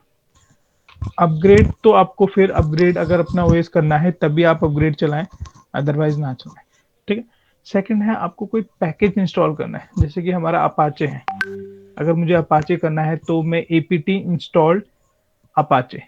जो ये आप apt देख रहे हैं ये पर्टिकुलर वैरी करते हैं आपके ओएस के हिसाब से। अगर आप रेड हैट में जाते हैं तो आपको उसमें apt कमांड नहीं चलानी होती, apt के अलावा कुछ और चलानी होती है। अमन आपको याद है कौन सी थी? यम, सॉरी यम जो है, एक यम होती है, जैसे यम अपडेट -y यूज करते हैं वो कि अमेजोन की जो मशीन होंगी ना, आप जब AWS में देखेंगे कि अमेजोन की अमेज़न मशीनें का जो होती है, लिनक्स रहता है उसमें यम चलती है, और ये उबंटू वगैरह उसमें में apt चलती है यम इंस्टॉल चलती है। करने के ठीक है, लिए। हाँ। अगर उबंटू बेस्ड है तो वहां पे आपको यम की जगह apt लिखना पड़ेगा। आगे की कमांड सेम रहेगी, बट आपके आगे वाला पैकेजेस जो है वो चेंज हो जाएगा। और जो रेड हैट में है वो भी शायद बदल गई है अब, मुझे एग्जैक्ट अभी याद नहीं है। ठीक है, नेक्स्ट है मेरा लिनक्स बेस है तो मैं apt इंस्टॉल अपाचे 2 करता हूँ। apt apache 2 मेरे को परमिशन डिनाई दे दिया क्योंकि अपाचे 2 तो पैकेज है, ये तो पता ही है आपको सबको। और इंस्टॉल का apt इसका जो मतलब जिसमें ये इंस्टॉल है वो उसका नाम है, और इंस्टॉल तो हमारी इंस्टॉल की कमांड है। अब आपने देखा होगा इसमें बहुत जगह हाइफन वाई लगा है। हाइफन वाई बेसिकली इसलिए लगाया गया है क्योंकि मैंने देखे यहाँ पे हाइफन वाई मिस कर दिया। अगर मैं ये पैक पहले ही लगा देता तो ये जो मेरे से प्रॉम्प्ट कर रहा है do you want to continue, ये प्रॉम्प्ट नहीं करता। मैंने पहले ही आर्गुमेंट पास कर दिया कि हाँ मैं कंटिन्यू करना चाहता हूँ। ये हाइफन हाइफन वाई का यूज़ जब आएगा, जब आप कुछ भी चीज़ को ऑटोमेट करोगे तब आपको वहाँ पे हाइफन वाई देना पड़ेगा। क्यों? क्योंकि नहीं दोगे तो वो प्रॉम्प्ट करेगा और वो वहाँ से आगे नहीं बढ़ेगा ऑटोमेशन के टाइम पे। तो आपको हाइफन वाई ऑटोमेशन के टाइम पे देना है। मैनुअल के टाइम पे आप जैसा आपका मन करता है वैसे चला सकते हो, उसमें कोई प्रॉब्लम नहीं है। ठीक है, हमने पैकेज इंस्टॉल कर लिया। अब हमें सर्विस का स्टेटस देखना है।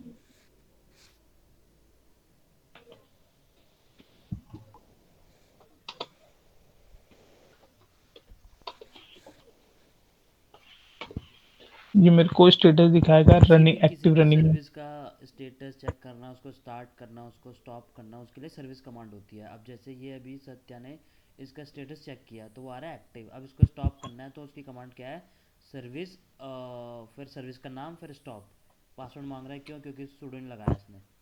अब उसका स्टेटस चेक करेगा तो ये स्टॉप होगी। एक्टिव में देखो इनएक्टिव है, तो ये स्टॉप हो चुकी है अभी। अब इसको स्टार्ट करना है फिर से, तो वही सेम सर्विस, फिर सर्विस का नाम, फिर स्टार्ट। पासवर्ड मांग रहा है, सुडो नहीं लगाया इस वजह से। अब ये स्टार्ट हो गई, ठीक है। अब सपोज़ मेरे को क्या, कभी कभी ऐसा होता है कि भाई मेरे लिनक्स ऑपरेटिंग सिस्टम में मेरी कई 10 से 15 सर्विसेज रनिंग रहती हैं। अब वो जब भी मेरा सिस्टम रिबूट होता है तो वो सर्विसेज भी ऑटोमेटिकली अप आनी चाहिए। तो उसके लिए होती है अनेबल कमांड। तो मैं क्या लिखूँगा? सर्विस, सर्विस ये सिस्टम CTL भी लिख सकते हैं, अनेबल भी लिख सकते हैं, कोई सी भी चल जाएगी। सर्विस, पैकेज का नाम Apache 2, enable.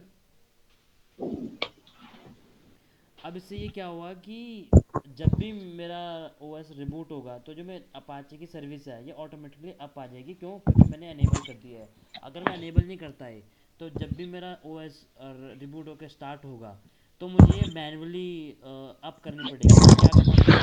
Service Apache 2 start करके। लेकिन अगर मेरी 15-20 सर्विस हुई तो मुझे वन बाय वन सबको स्टार्ट करना पड़ेगा। और कभी कभी ऐसा होता है कि पता ही नहीं रहता हमको कि इसमें क्या क्या पैकेजेस अपने को इंस्टॉल करने हैं, तो वहाँ पे बड़ी प्रॉब्लम आ जाती है। तो जब भी हम कोई भी पैकेज इंस्टॉल करेंगे तो इसे अनेबल ज़रूर करेंगे, ताकि कभी भी मेरा OS रिबूट होता है तो वो ऑटोमेटिकली अप हो जाए मेरी सर्विस, हमें मैनुअल ना करना पड़े। क्योंकि आपको पता ही नहीं रहेगा कि उसमें क्या क्या इंस्टॉल है। तो जब भी आप कुछ चीज़ इंस्टॉल करोगे तो उसे अनेबल ज़रूर करना, ताकि वो ऑटोमेटिकली खुद स्टार्ट हो जाए वो सर्विस जब भी तुम्हारा OS रिबूट होता है। तो अनेबल भी बहुत इंपॉर्टेंट कमांड है। ये जब आप काम करोगे तब आपको पता लगेगा कि ये छोटी छोटी चीज़ काफ़ी फ़ायदेमंद है।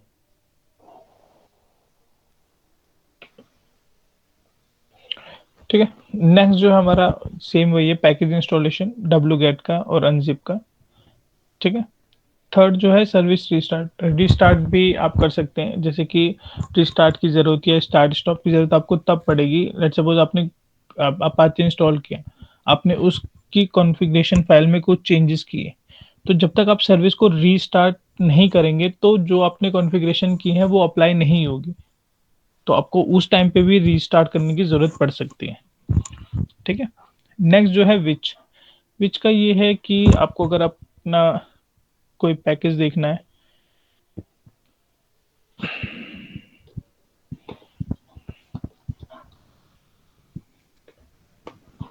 तो मुझे वो डायरेक्टली दिखाएगा कि वो पर्टिकुलर पैकेज प्रेजेंट है या नहीं मेरे सर्वर पे, और उसका पाथ। ठीक है। नेक्स्ट चलते हैं हम, जहाँ पे अब मुझे यूज़र ऐड करना है। जैसे कि अगर मैं किसी को अपना सर्वर देता हूँ एक्सेस करने के लिए, तो यहाँ पे कमांड है ऐड यूज़र। जैसे कि हमने पहले भी देख लिया, मैं फिर भी एक बार दिखा देता हूँ आपको।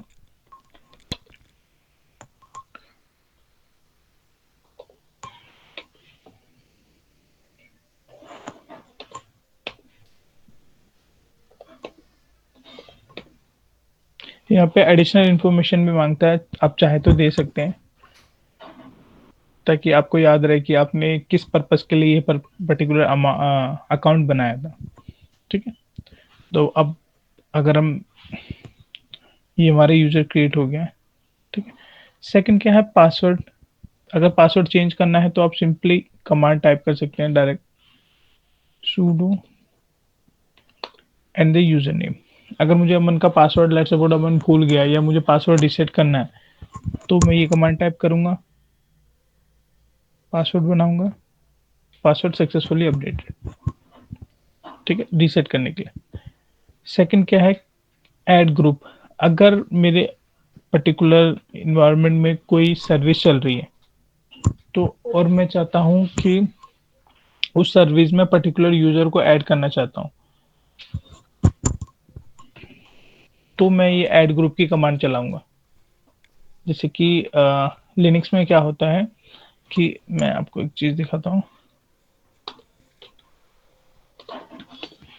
आप यहाँ देखोगे हर जगह जो दिख रहा है, यहाँ पे उबंटू उबंटू, यहाँ पे रूट है, यहाँ पे रूट। तो इसका मतलब ये होता है कि पर्टिकुलर जो फाइल है, फर्स्ट जो हमारा उबंटू बता रहा है, ये बताता है ओनर, कि इस फाइल का ओनर कौन है, वो हमारा है उबंटू। सेकंड क्या है, जो उसका ग्रुप है वो क्या है, उबंटू। तो अगर मैं चाहता हूँ कि इस पर्टिकुलर फाइल की परमिशन अमन को भी मिल जाए, तो मैं क्या करूंगा, अमन को यहाँ पे रिप्लेस कर दूंगा। ये जहाँ पे ग्रुप का नेम है, मैं एक ग्रुप बनाऊंगा, ग्रुप में मैं अपनी टीम के मेंबर को ऐड करूंगा, और टीम के मेंबर को ऐड करने के बाद यहाँ पे जो ग्रुप है उबंटू का, यहाँ पे मैं इसको चेंज कर दूंगा, ताकि जो भी उस ग्रुप में जितने भी यूजर होंगे, तो उन पर्टिकुलर यूजर्स को इस पर्टिकुलर डायरेक्टरी का एक्सेस मिल जाएगा। ठीक है, और यहाँ पे भी रीड राइट की परमिशन होती है पर्टिकुलर ग्रुप्स के लिए, ओनर के लिए, ग्रुप्स के लिए, और अदर्स जो होते हैं उनके लिए। तो पर्टिकुलर इसको और मैं इसको चेंज कर दूं, मैं आपको एक करके दिखाता हूँ।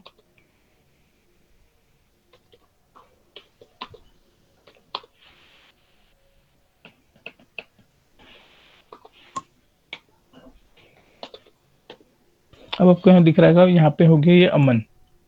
तो अमन क्या है, अब जब भी आप एक यूजर बनाते हैं, तो यूजर के साथ उसकी यूजर आईडी बनती है, ग्रुप आईडी बनती है, यूजर नेम बनता है, ग्रुप नेम बनता है। तो जिस नाम से यूजर बनता है, तो सेम उसी नाम से ग्रुप भी होता है। अगर आपको यूजर्स देखने हैं अपने, कि आपके कौन कौन से यूजर प्रेजेंट है, तो मैंने अभी अमन बनाया था, तो यहाँ पे आपको अमन यूजर दिख रहा है। ठीक है, अब मैं देखना चाहता हूँ कि अमन कौन से ग्रुप में है।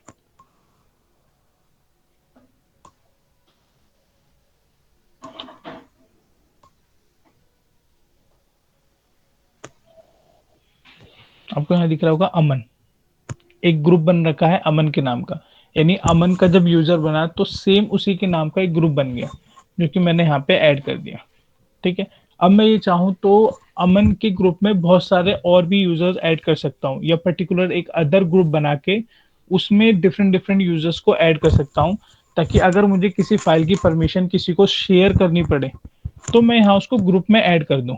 और ग्रुप में ऐड करने के बाद ग्रुप की जो परमिशन होती है रीड राइट एग्जीक्यूट की, उसके हिसाब से मैं चेंज कर दूं, कि अगर कोई बंदा रीड करना चाहता है, पर्टिकुलर कोई ग्रुप का बंदा, तो मैं उसको सिर्फ रीड का एक्सेस दूं, ताकि वो सिर्फ रीड कर सके, उसको मॉडिफाई ना कर सके, उसको डिलीट ना कर सके। ठीक है, ग्रुप ग्रुप का जैसे यूज़ कहाँ पे आता है, सपोज मेरी एक डेवलपर की टीम है, ठीक है, तो मैं एक डेवलपर नाम से एक ग्रुप बनाऊंगा, ठीक है, और उस ग्रुप में वो सारे डेवलपर ऐड कर दूंगा।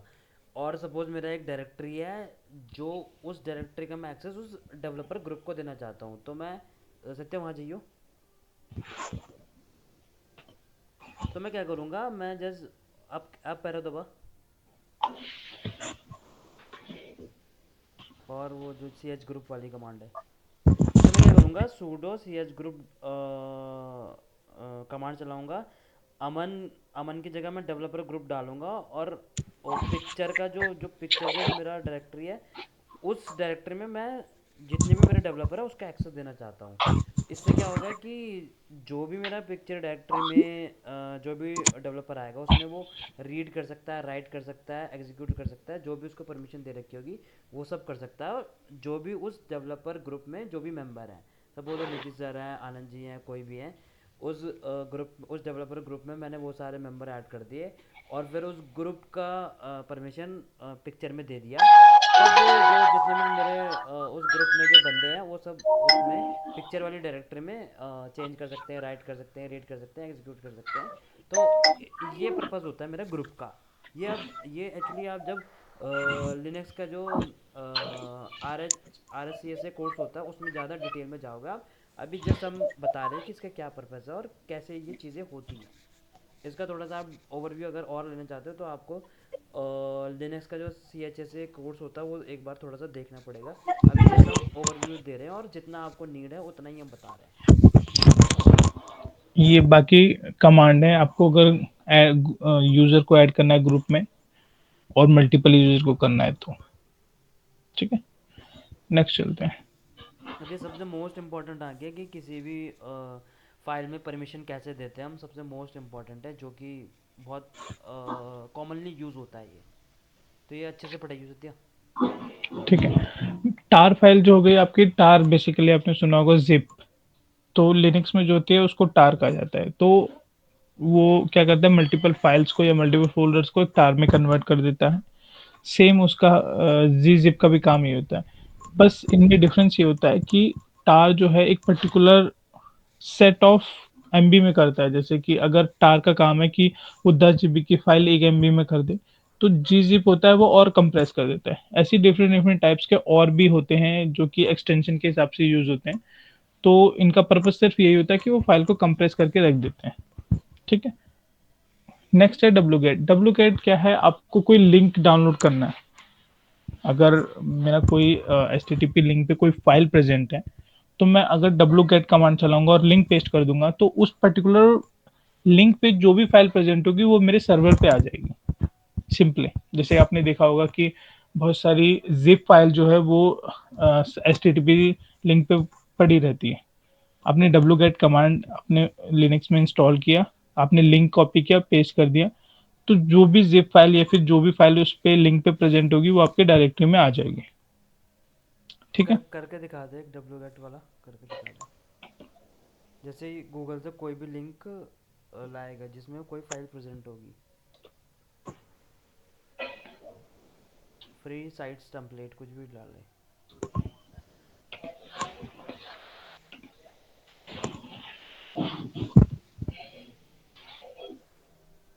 सपोज ये हमें टेम्पलेट डाउनलोड करना है तो हम लिनक्स पे कैसे करेंगे। डाउनलोड पे जा, डाउनलोड पे राइट क्लिक कर, यहाँ से मैं लिंक कॉपी कर लूँगा। विंडोज़ में तो डायरेक्ट हो गई लेकिन लिनक्स में ऐसे नहीं होगा।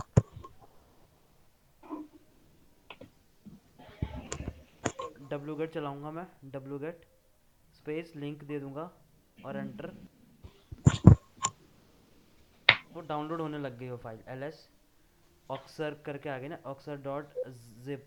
तो ये मेरी फाइल डाउनलोड होगी। तो कोई भी लिनक्स में मुझे फाइल डाउनलोड करनी पड़ेगी तो मैं डब्ल्यू गेट चलाऊँगा और वो फाइल का लिंक दूंगा और एंटर, तो मेरी फाइल वो डाउनलोड हो जाएगी। तो ऐसे करनी है अपने को लिनक्स में जो भी फाइल डाउनलोड करनी है। जैसे एस्टर की मुझे फाइल डाउनलोड करनी है तो सेम ऐसी डब्ल्यू गेट चलाऊँगा, एस्टर का लिंक डालूंगा तो वो मेरी एस्टर से वो फाइल उठ के मेरे सर्वर पे आ जाएगी।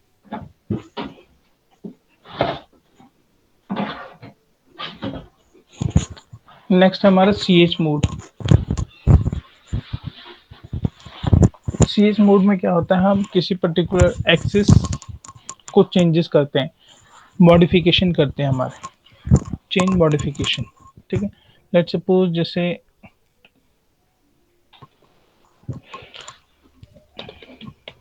यहाँ पे आपने देखा होगा म्यूजिक। लेट सपोज मैं म्यूजिक फोल्डर लेता हूँ। म्यूजिक फोल्डर में अभी क्या है,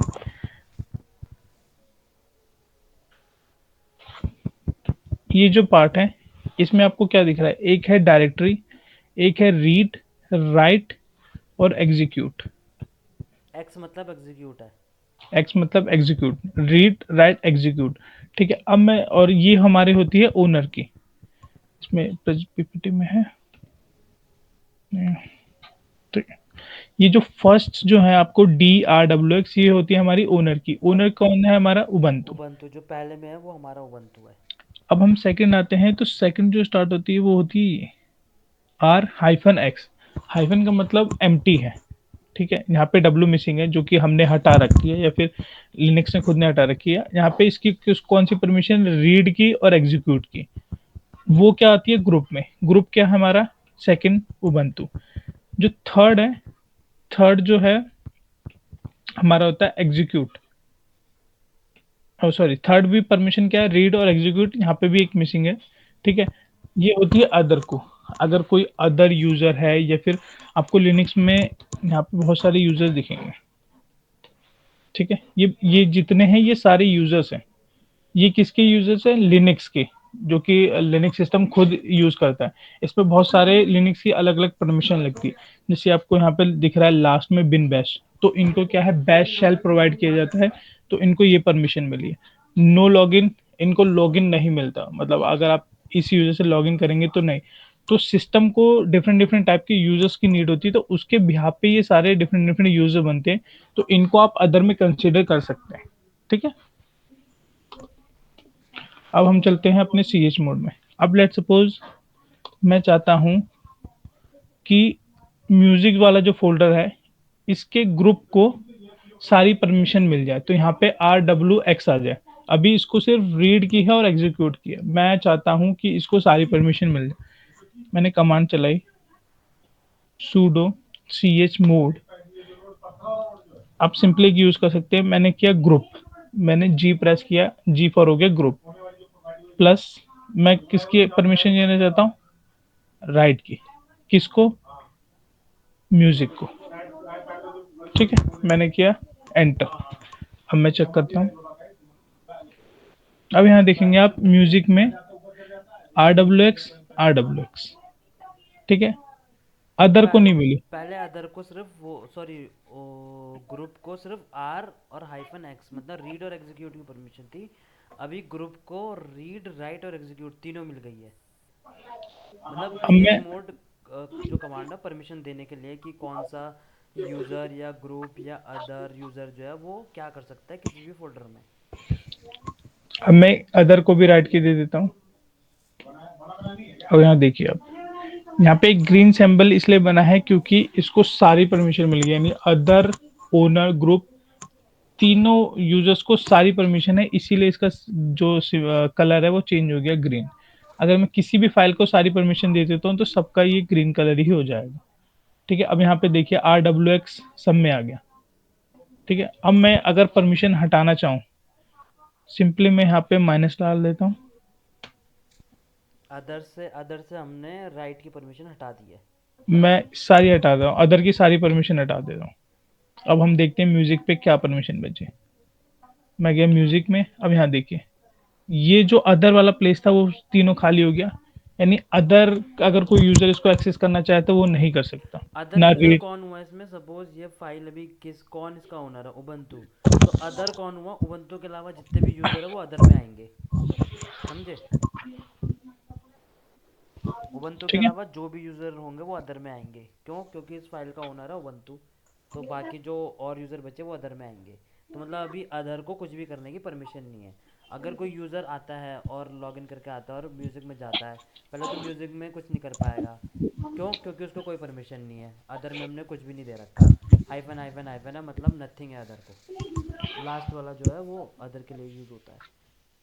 ठीक है, सेम आप ऐसे ग्रुप के लिए भी कर सकते हो। आपको सिर्फ जी के आगे माइनस लगा देना है।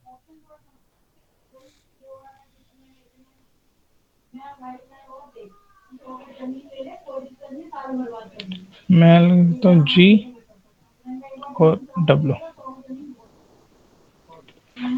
अब यहाँ देखिए म्यूजिक का जो है ग्रुप वाली भी परमिशन भी हट गई, ठीक है। अब नेक्स्ट चलते हैं। अब ये है CH ओन। CH ओन होती है अगर मैं, जो ग्रुप है मेरा, जो सॉरी ओनर जो है, ओनर कौन है? उबंटू। अब मैं चाहता हूँ इस फाइल का जो ओनर है अमन बन जाए। सूडो, अमन यूज़र है इसमें? हाँ बनाया था ना। हम्म।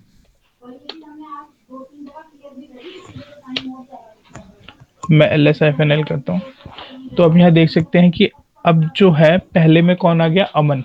अब जो ओनर है वो अमन बन गया और जो ग्रुप है वो उबंटू ही है।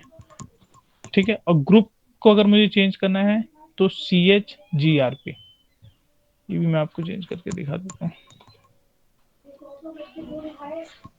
CHGRP।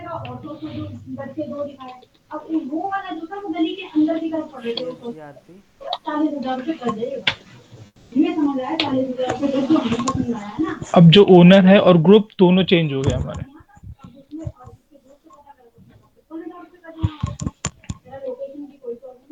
अब ये देखिए, अब मैं उबंटू यूजर से अगर म्यूजिक फाइल को एक्सेस कर रहा हूं तो मुझे दे रहा है परमिशन डिनाई, क्यों? क्योंकि क्योंकि उसका जो यूज़र और ग्रुप है वो अमन बन गया। अब अमन ही उसको एक्सेस कर सकता है, कोई और नहीं कर सकता।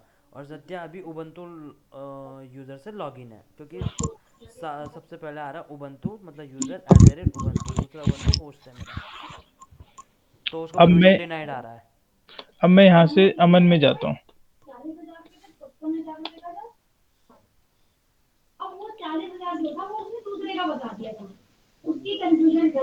अब मैं करता हूँ म्यूजिक।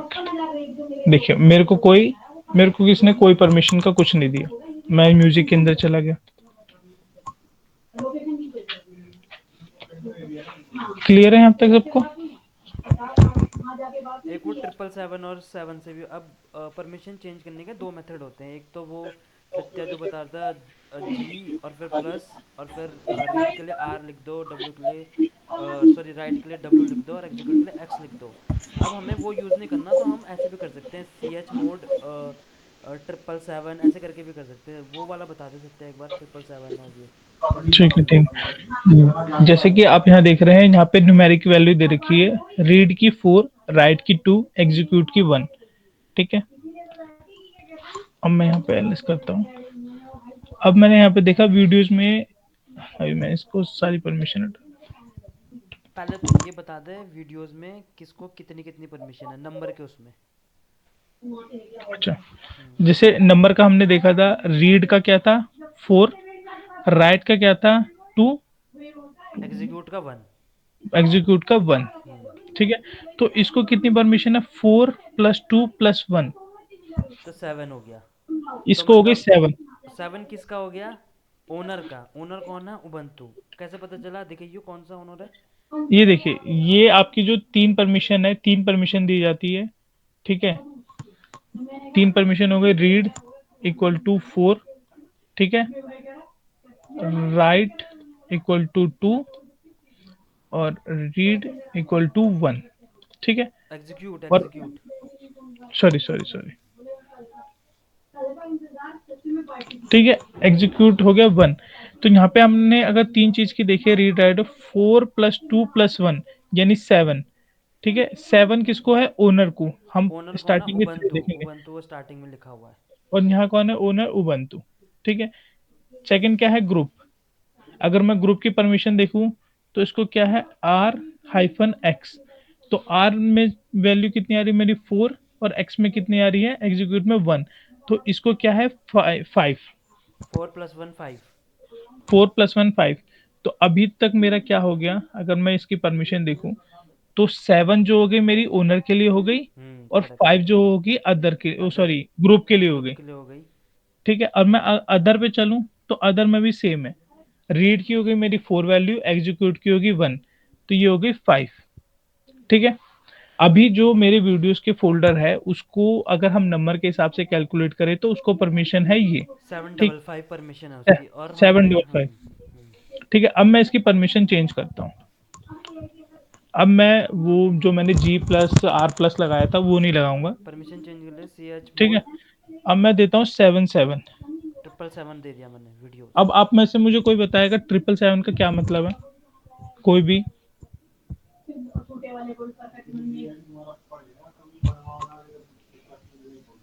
हेलो,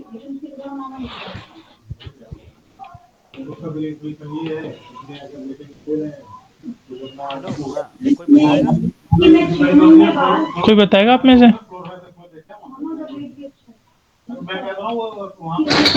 इसको आई थिंक सारी परमिशंस हैं रीड की, मतलब ठीक है। 777 का मतलब हो गया, जैसे मैंने रीड की वैल्यू ली थी 4, सीपी आप वो कर लो, म्यूट कर लो। रीड की वैल्यू थी 4, राइट की कितनी थी 2, एग्जीक्यूट की थी 1, यानी 7।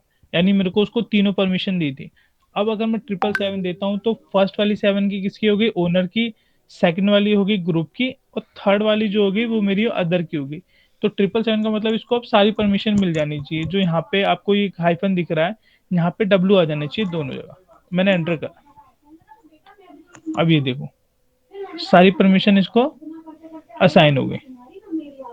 ठीक है, तो आप नंबर के हिसाब से भी उसको परमिशन दे सकते हैं। अगर मैं यहाँ से हटा दूं सिर्फ 4 4 4, तो इसको क्या होगी, सिर्फ रीड की परमिशन असाइन हो जाएगी। वीडियोस में रीड रीड रीड। ठीक है, आप नंबर के हिसाब से चेंज कर दो, 1 1 1। अब क्या हो जाएगी, एग्जीक्यूट एग्जीक्यूट एग्जीक्यूट। अब मुझे राइट की देनी हो तो ठीक है। क्लियर है यहाँ तक सबको?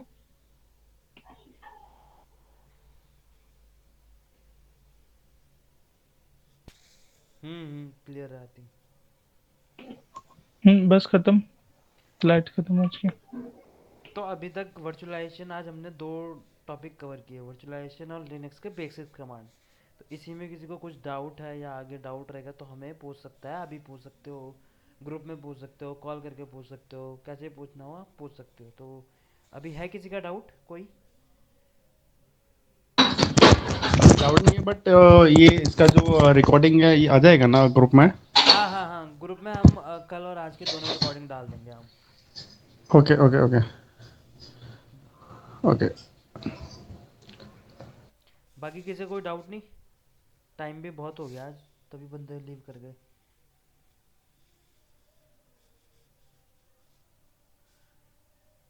चलो ठीक है, फिर मिलते हैं नेक्स्ट वीकेंड पे, सैटरडे संडे में ही ये क्लास चलेगी। किसी को टाइम में कोई प्रॉब्लम है तो टाइम के लिए बोल सकता है वो कि भाई ये वाला टाइम नहीं, ये वाला टाइम चाहिए, तो वो भी हम एडजस्ट कर लेंगे। तो अभी किसी का डाउट है तो वो रुके, बाकी लीव कर सकते हैं सब।